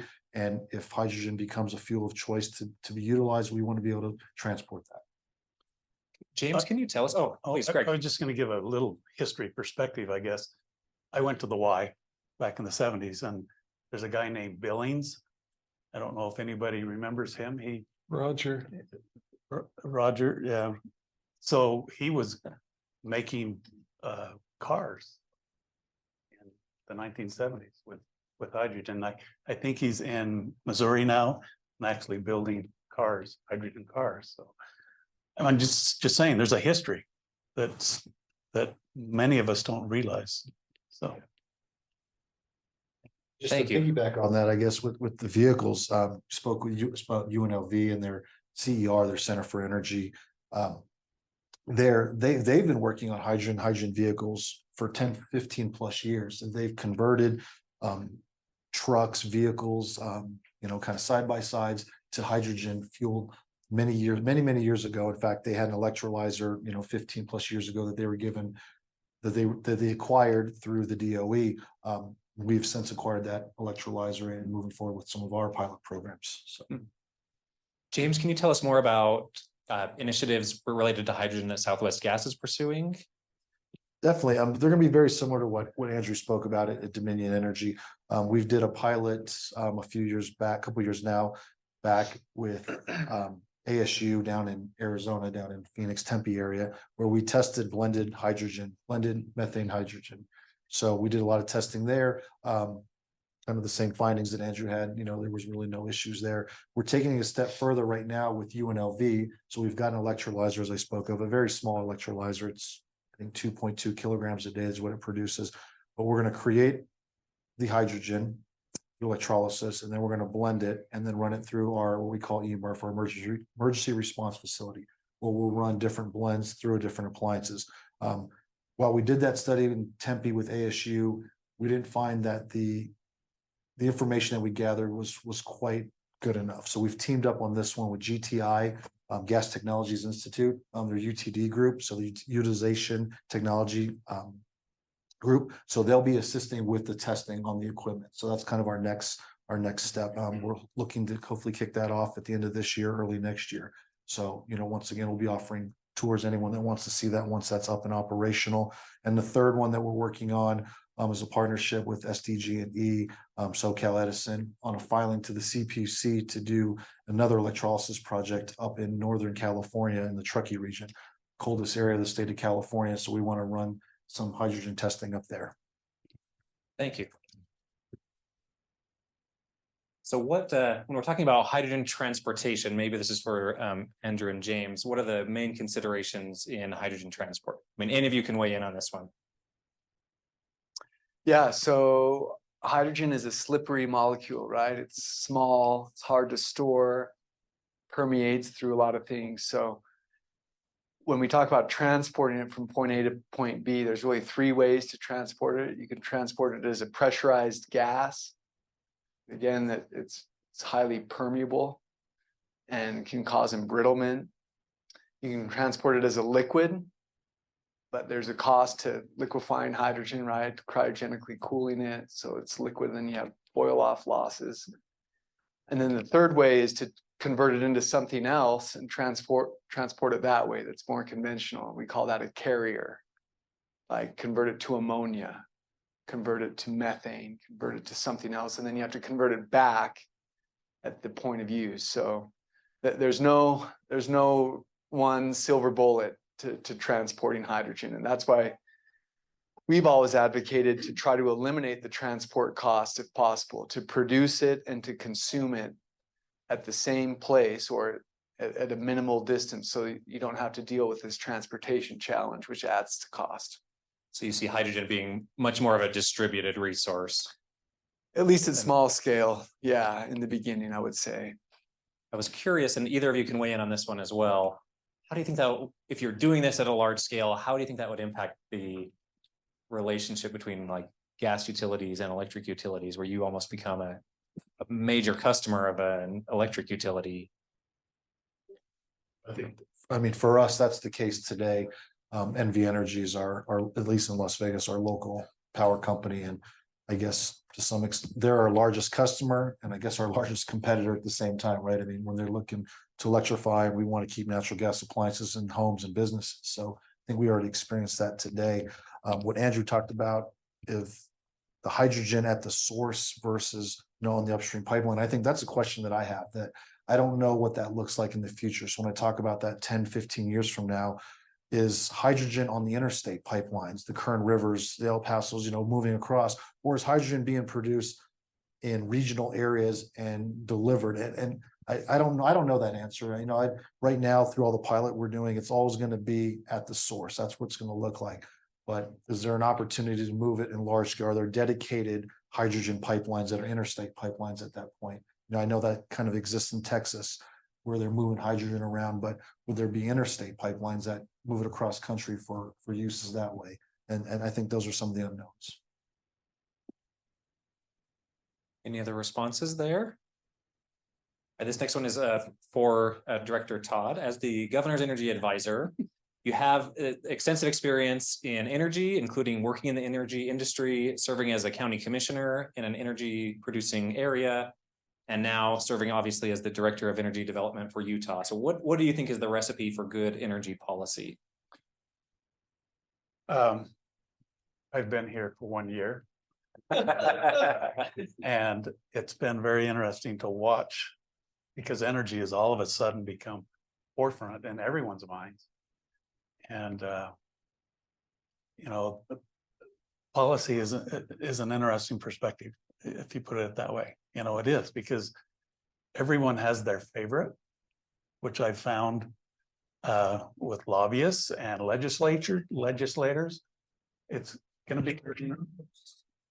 It's gonna be very interesting to see how the legislature approaches energy in January.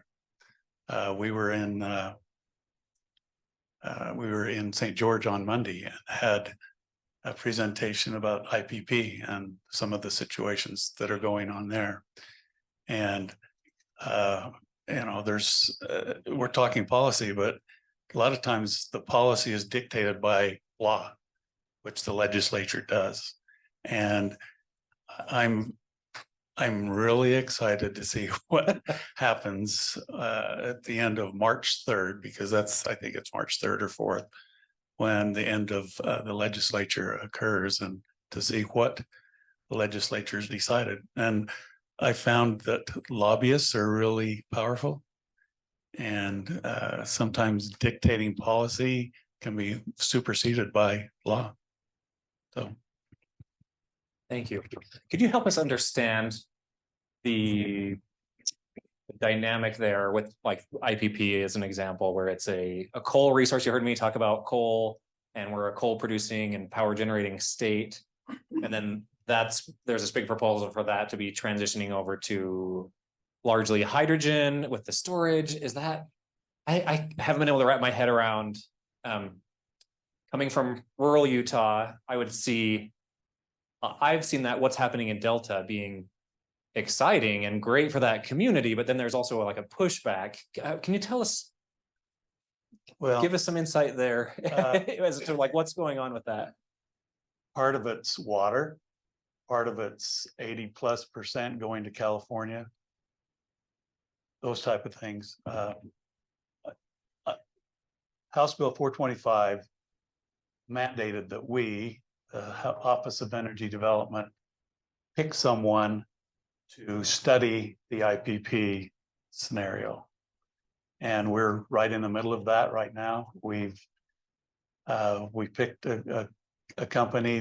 They actually on Monday did a preliminary conversation with the legislature about what they'd found. There'll be, in November, there'll be a final analysis. It's just interesting. I'm in the middle, and I don't pick sides. I'm trying to be helpful to all sides. So it will be an interesting ending or beginning, or whatever it is. Will that study include like economics and like Everything. reliability and Everything? They're interviewing all kinds of companies. They've done a really good job. I've tried really hard to listen, to be a part of it. 90% of the interviews I've been listening to. I'm not participating, but listening to that, to make sure that it feels like they're giving information out that's good, and it's professional, I guess, is a good way to put it. So, great. Thank you.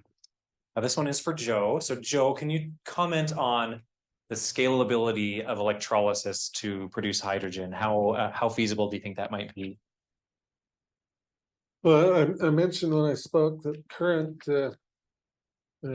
global electrolyzer production capacity, manufacturing capacity of electrolyzers is under 1 gigawatt. The IEA is suggesting that in 4 or 5 years that it needs to be 50 gigawatts installed, maybe as high as 90. When I look at what it would take to displace petroleum, not gas, not coal, but just petroleum with electrolytic synthetic fuels, in the US, it's close to 2,000 gigawatts. So it's an enormous challenge. Currently, our manufacturing capabilities are batch with engineers operating, and it's very expensive. And it's about 1/4 megawatt a year. And so it's kind of pilot demonstration that we can support. We have a proposal in to part of this bipartisan infrastructure law for building a manufacturing pilot plant in Utah that would be 25 megawatts of electrolyzer stack production per year. And that would prove the technology to go to lines of 500 megawatts per year that could be replicated. And that's where we're considering sites like Emery County as places to site those. So if you have gigawatt production capacity facilities, gigawatts worth of stack production per year, and you can replicate that, then it's feasible. It's still hard to get funding, to get investors, to get banking, because it's a chicken and egg. Even with all the incentives, even with all the money going into it, investors want to see that you have orders. No one's going to take orders till they have availability. There's some sustainable aviation fuel projects going in the country. There's one in Texas or Louisiana. I'm not sure where it's going to end up, from a company called DG Fuels that has support from Airbus, Air France, Delta, KLM. They've got offtake agreements. They're trying to get their plants built. They're going to use alkaline electrolyzers. It's 100-year-old technology, takes 50% more electricity, but the capacity to support their plant is available now.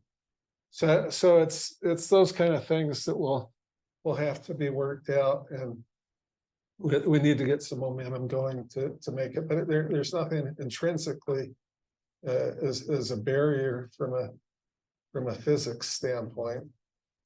When I was a tiny bit in the loop on the hydrogen hub proposal discussions, and I hope I'm getting these 4 keywords right, but I think the principles are the same. You need to make, move, store, and use hydrogen. So of those 4 things, so producing it, moving it, transporting it, storing it, or using it, which of those do you think has the biggest challenges right now? And this could be for anybody. I guess I'll just piggyback on what Joe was saying. And I just want to talk about the electrolysis piece. There's a lot of talk electrolysis. I think whenever we talk hydrogen, everyone wants to talk green hydrogen electrolysis, and I'm sure everyone's heard of it, but pyrolysis. I feel like, and a lot of people are talking that as what turquoise hydrogen, if you want to talk colors. I don't know if we're getting away from colors now, but it's, but taking natural gas or methane and essentially baking it and creating hydrogen and carbon black, right? So you're not releasing any carbon. It's a carbon black. And there's different levels of carbon black, and it does have value. There's different things you can do with it and store with it. So I feel like that's an opportunity. There are a few companies doing that across the country right now on large scale. It is power intensive, but there are different ways of heating the methane. I mean, you just got to get to superheated temperatures. So I feel like that's an opportunity that is it's not discussed very much. So hopefully we'll see more of that in the future. Are there proposals for what do you do with the carbon black? Is it just store it so it just retains the carbon, or so using that for products? Or I thought someone said something. It's market value. Yeah, it does have lots of market value, and I can't speak to all the uses of carbon black, but short of burning it, you're not releasing any carbon. So there's a lot of value in it. I've heard tires, I've heard not in tires, I've heard different plastic components that are in computers and whatnot. So there's a lot of use for it, but you would produce a tremendous amount through the pyrolysis process itself. So, but that's just another opportunity. And the reason I bring that up is, I thought I heard today that Utah was the second driest state. I live in Nevada. And when I talk about water, a lot of times I say water is more expensive than gold, right? Because water is such a big deal for us. So when we come to the table and talk pyrolysis to our commissioners and others, it's like, well, how much water are you going to use? We don't even want you watering your yards. We're not allowed to have grass. So these are a lot of things that we're looking at. So that's why I throw in that pyrolysis piece. so is Arizona the driest state and Utah's second? Like, we're drier than Nevada? It's I'm not 1, sure. 2, 3, right? Those are the top 3. Depends on what El Nino's doing. But yeah, those are definitely the top 3. All right. Any other challenges that you foresee in either of those areas producing it, transporting it, storing it, or using it. I find it fascinating that we're trying to just grow a whole sector here, and it's, hey, let's produce a bunch of hydrogen. Okay, well, who's going to use it? So, what challenges do you foresee, or how do you see that playing out if this becomes a viable market at scale?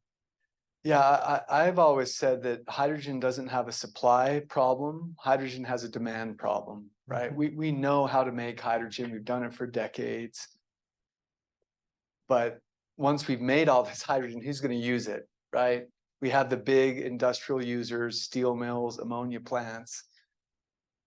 But aside from that, these new markets like transportation or power generation, right? Those are the questions that we think about, like who's going to use this hydrogen if we make 50 gigawatts worth of electrolysis?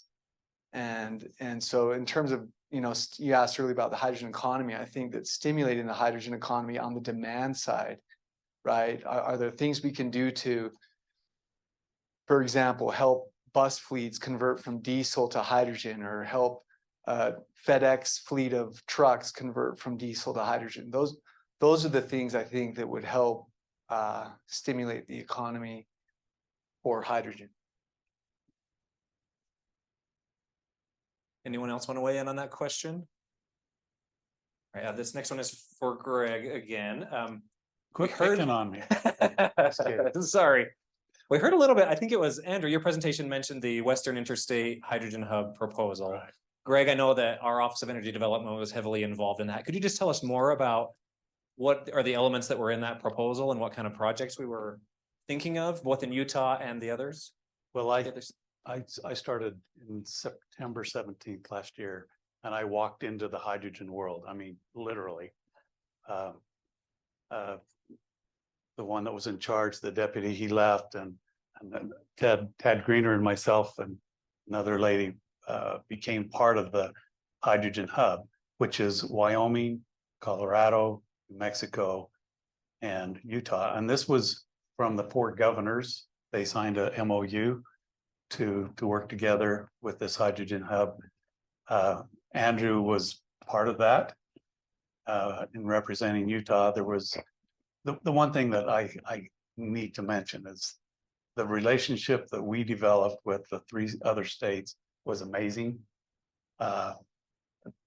2 Democratic states, 2 Republican states, total different philosophies of life in a lot of respects, but worked together and helped each other to move forward. And we had the opportunity, I think it's okay to say that we were able to go to Washington, D.C. in the last month, and Andrew presented to the Department of Energy group, and we'll find out within the next 2 weeks, I think, whether yes or no, in respect to $1 billion+ for the 4 states. Fingers crossed, right? Fingers crossed. We're not really public about it because we don't know. But the experience that we had was amazing as we went to each of the different states and worked together and spent time interacting with each other. I could call up any of those 3 states today and have a voice to the governor through them. So we'll see what happens, but the experience was amazing. And you mentioned earlier about politics and how a lot of what we do ends up being a function of the policy that we create. And so I think that's pretty remarkable, especially with the situation we're in, where it is a pretty polarizing conversation. Governor Cox has that disagree better initiative. And I think that's a phenomenal thing. We're dealing with real problems here. And I think we need to have real solutions. And I don't think you get those real solutions with the political battles. You get those by having open, transparent conversations and sort of working through it. So thank you. I think that's pretty remarkable. Was that a big part of the narrative of the proposal? Was different states with different political leanings working together? Yeah, I guarantee you that was part of it. We felt that when we presented at the Department of Energy. They recognized that it was a cross section of philosophies within the states. So there was, I don't want to call it fistfights, but there were some really intense conversations back and forth, and we worked together, and it was good. Steve Handy was part of that. He was here last night or yesterday, and kind of the PR world, and he mentioned yesterday how the opportunity, he's got the op-ed ready to go if it's a yes, but we don't know yet. So Has he been hired as a? he's been hired Publicist for- through Atkins, who's kind of the group that we hired. So Well, we're definitely all got our fingers crossed for that to happen. I think it would be tremendous for Utah. James, was Southwest Gas involved in any of the hydrogen hub? Yeah, so I proposals? was, we were, and I guess we didn't get invited to be part of Wish, so I don't know. We might have Don't been take it invited, I don't know. personally. So we, at least in Nevada, we teamed up with Arizona. So it's called Shine. It's kind of a weird name, but it's Southwest Clean Hydrogen Innovation Network. I guess the C is silent. I didn't come up with the name, but so it was a conglomerate of about 40 different companies, universities, a lot of transit companies, that were looking at this. So from what I saw, I wasn't personally involved in the Shine piece. My counterparts were, but it was had a lot to do with transportation fuel. Hydrogen is a transportation fuel. So that's where a lot of the efforts went on that one. We haven't heard much back. It's probably not looking very good for us at this point with the Shine organization, but we were heavily involved in that. The Shine group is staying together and proceeding and looking at different other hydrogen alternatives to do in the Southwest region. There's that expression, wish in one hand and shine in the other. Is that how that goes? I just might mention that, it's what it did was consolidate, the hydrogen people in some respects. And we've got a wish too. I mean, wish too, with the three other states to progress and look ahead. So as a question for the panel, do you think that adding hydrogen into the mix makes us more resilient or less resilient, and why? Resilient from an energy point of view. I'd like to comment on that. We saw the curves of renewable energy penetration versus cost and how it tails way up at the end. We also saw the load following curves and how you deal with that. The traditional grid model, because it's instantaneous energy balance, generation, and consumption, you essentially meet the grid demand from below. You don't ever have more generation than is used, or you'd have to have something to dissipate it. We see a model of having dedicated dispatchable loads, the loads being synthetic fuel production, whether that's hydrogen or ammonia or methanol or Fischer-Tropsch or SNG. Any of those things can come from hydrogen, and that allows a gross overgeneration over installation of capacity of generation compared to the conventional grid load. And then you're following the grid from above. You're generating far more power because you're doing cross-sector coupling. You're moving energy from all this other renewable and nuclear power that the grid doesn't need. You're moving it into hydrogen, ammonia, methanol, Fischer-Tropsch, and SNG. And you can have dedicated dispatchable loads that stabilize the grid. And then if renewables go down, you can taper it off. Well, so then that says, well, can the electrolyzers load follow? Can they function rapidly? And the answer is yes, they can. It's really more of an economic question. If you have a piece of capital equipment, how much of the time do you want to have it sitting idle?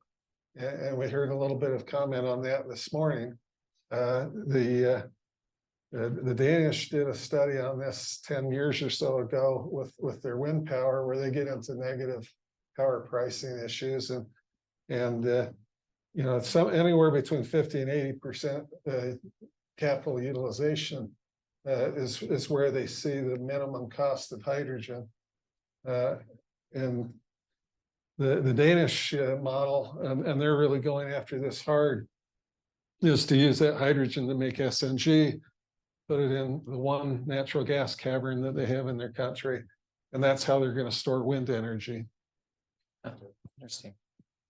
I think from a resiliency play, I mean, we do a lot of other energy projects as well outside of just, new technology, fuels and whatnot. But, we like to pride ourselves on natural gas being sustainable, affordable, and reliable.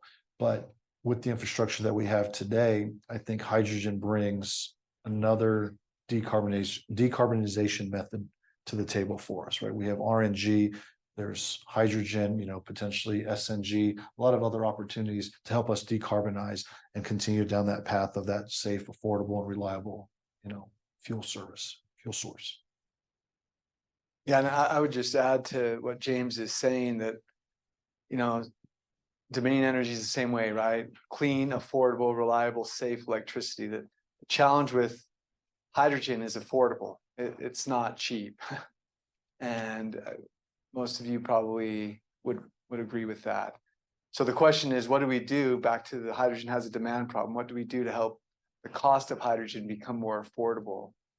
And certainly deploying more infrastructure helps, right? These government incentives helps, the IRA, the production tax credit helps, IIJ, these big hydrogen hubs, this $9.5 billion that the DOE has committed to deploying across the country. All that helps, but it just takes time. And if you look at, I think, Cody, your slides that showed how renewables has come down, right? Solar has come down, wind has come down.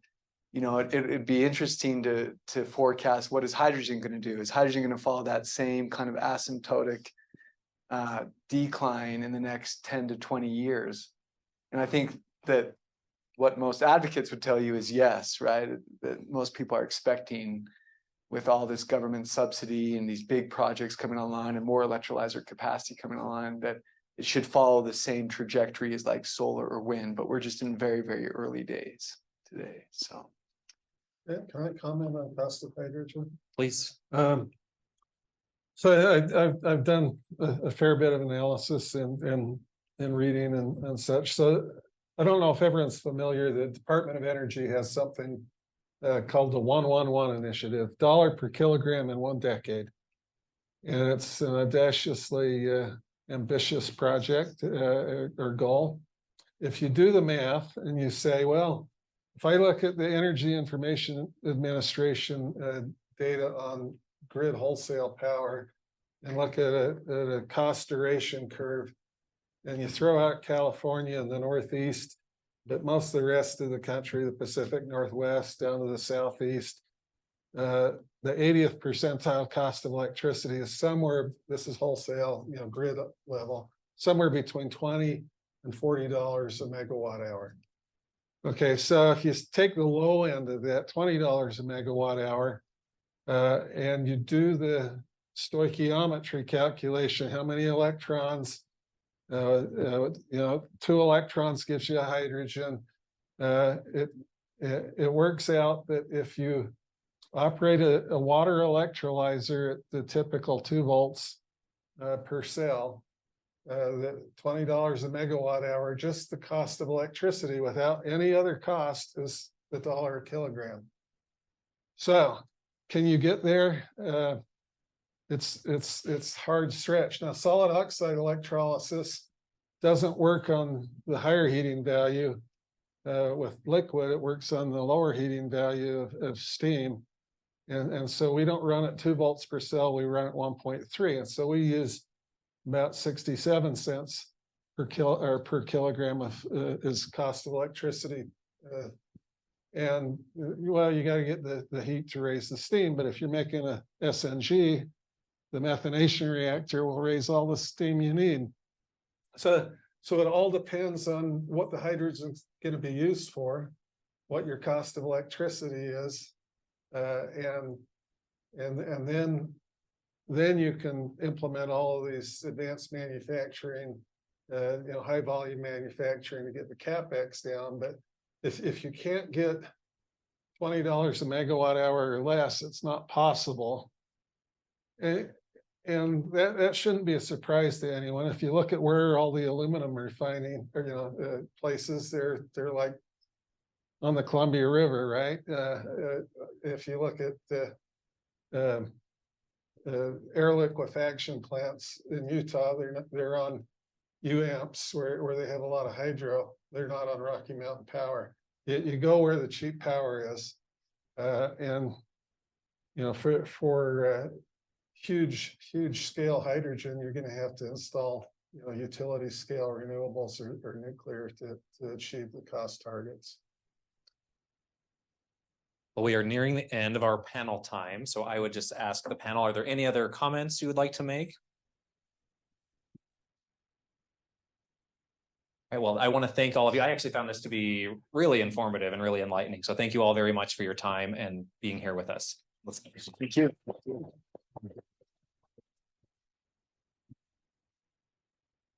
Thank you, Cody. Thank you, and I appreciate it. I just have just a couple of things about the field trip tomorrow, and then we'll turn to Millen for a couple of closing comments.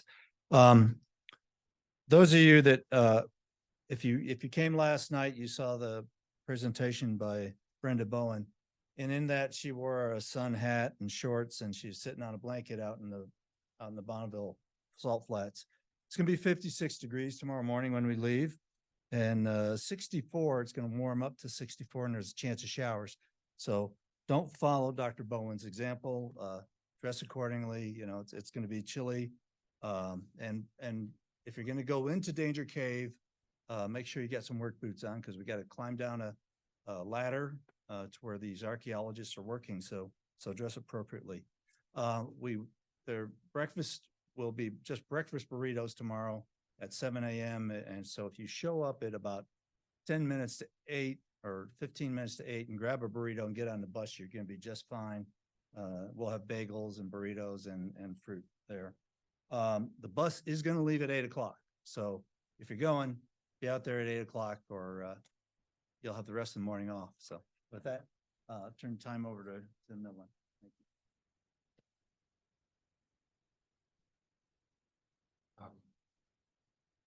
you. We've had 2 days of excellent programming. I think we started with the geothermal session yesterday morning, followed by discussions on carbon capture and sequestration. Today we had we presented some of the work that we do in the oil and gas sector, our databases, critical minerals work, and we finished with decarbonization, optimization, energy efficiency, and hydrogen. So it seems like a lot of topics, but most of these topics are currently, I think, under discussion or in the news. As you have seen, enhanced geothermal system is becoming, at least it's pursued commercially now, and Forge has been in the news for good things that it is doing lately. So, and then no matter what is going to happen to the IPP power plant, it has been in the news as well, with Chevron purchasing majority interest in one of the companies there. And hydrogen at least appears to have a good bit of momentum. So I think we are discussing energy topics that are quite timely and would have an impact on how the energy will be used in currently, of course, and in the near future. So I would like to thank especially all of our external speakers and panelists for taking the time and giving us their insight on these important topics. I would like to thank all of the EGI staff that have participated in these 2 days of presentations, and particularly all the EGI staff that helped with preparations and all of the planning, and all the participants that came to this 2-day event. Thank you very much, and enjoy the field trip tomorrow, whoever is going. Have a good evening.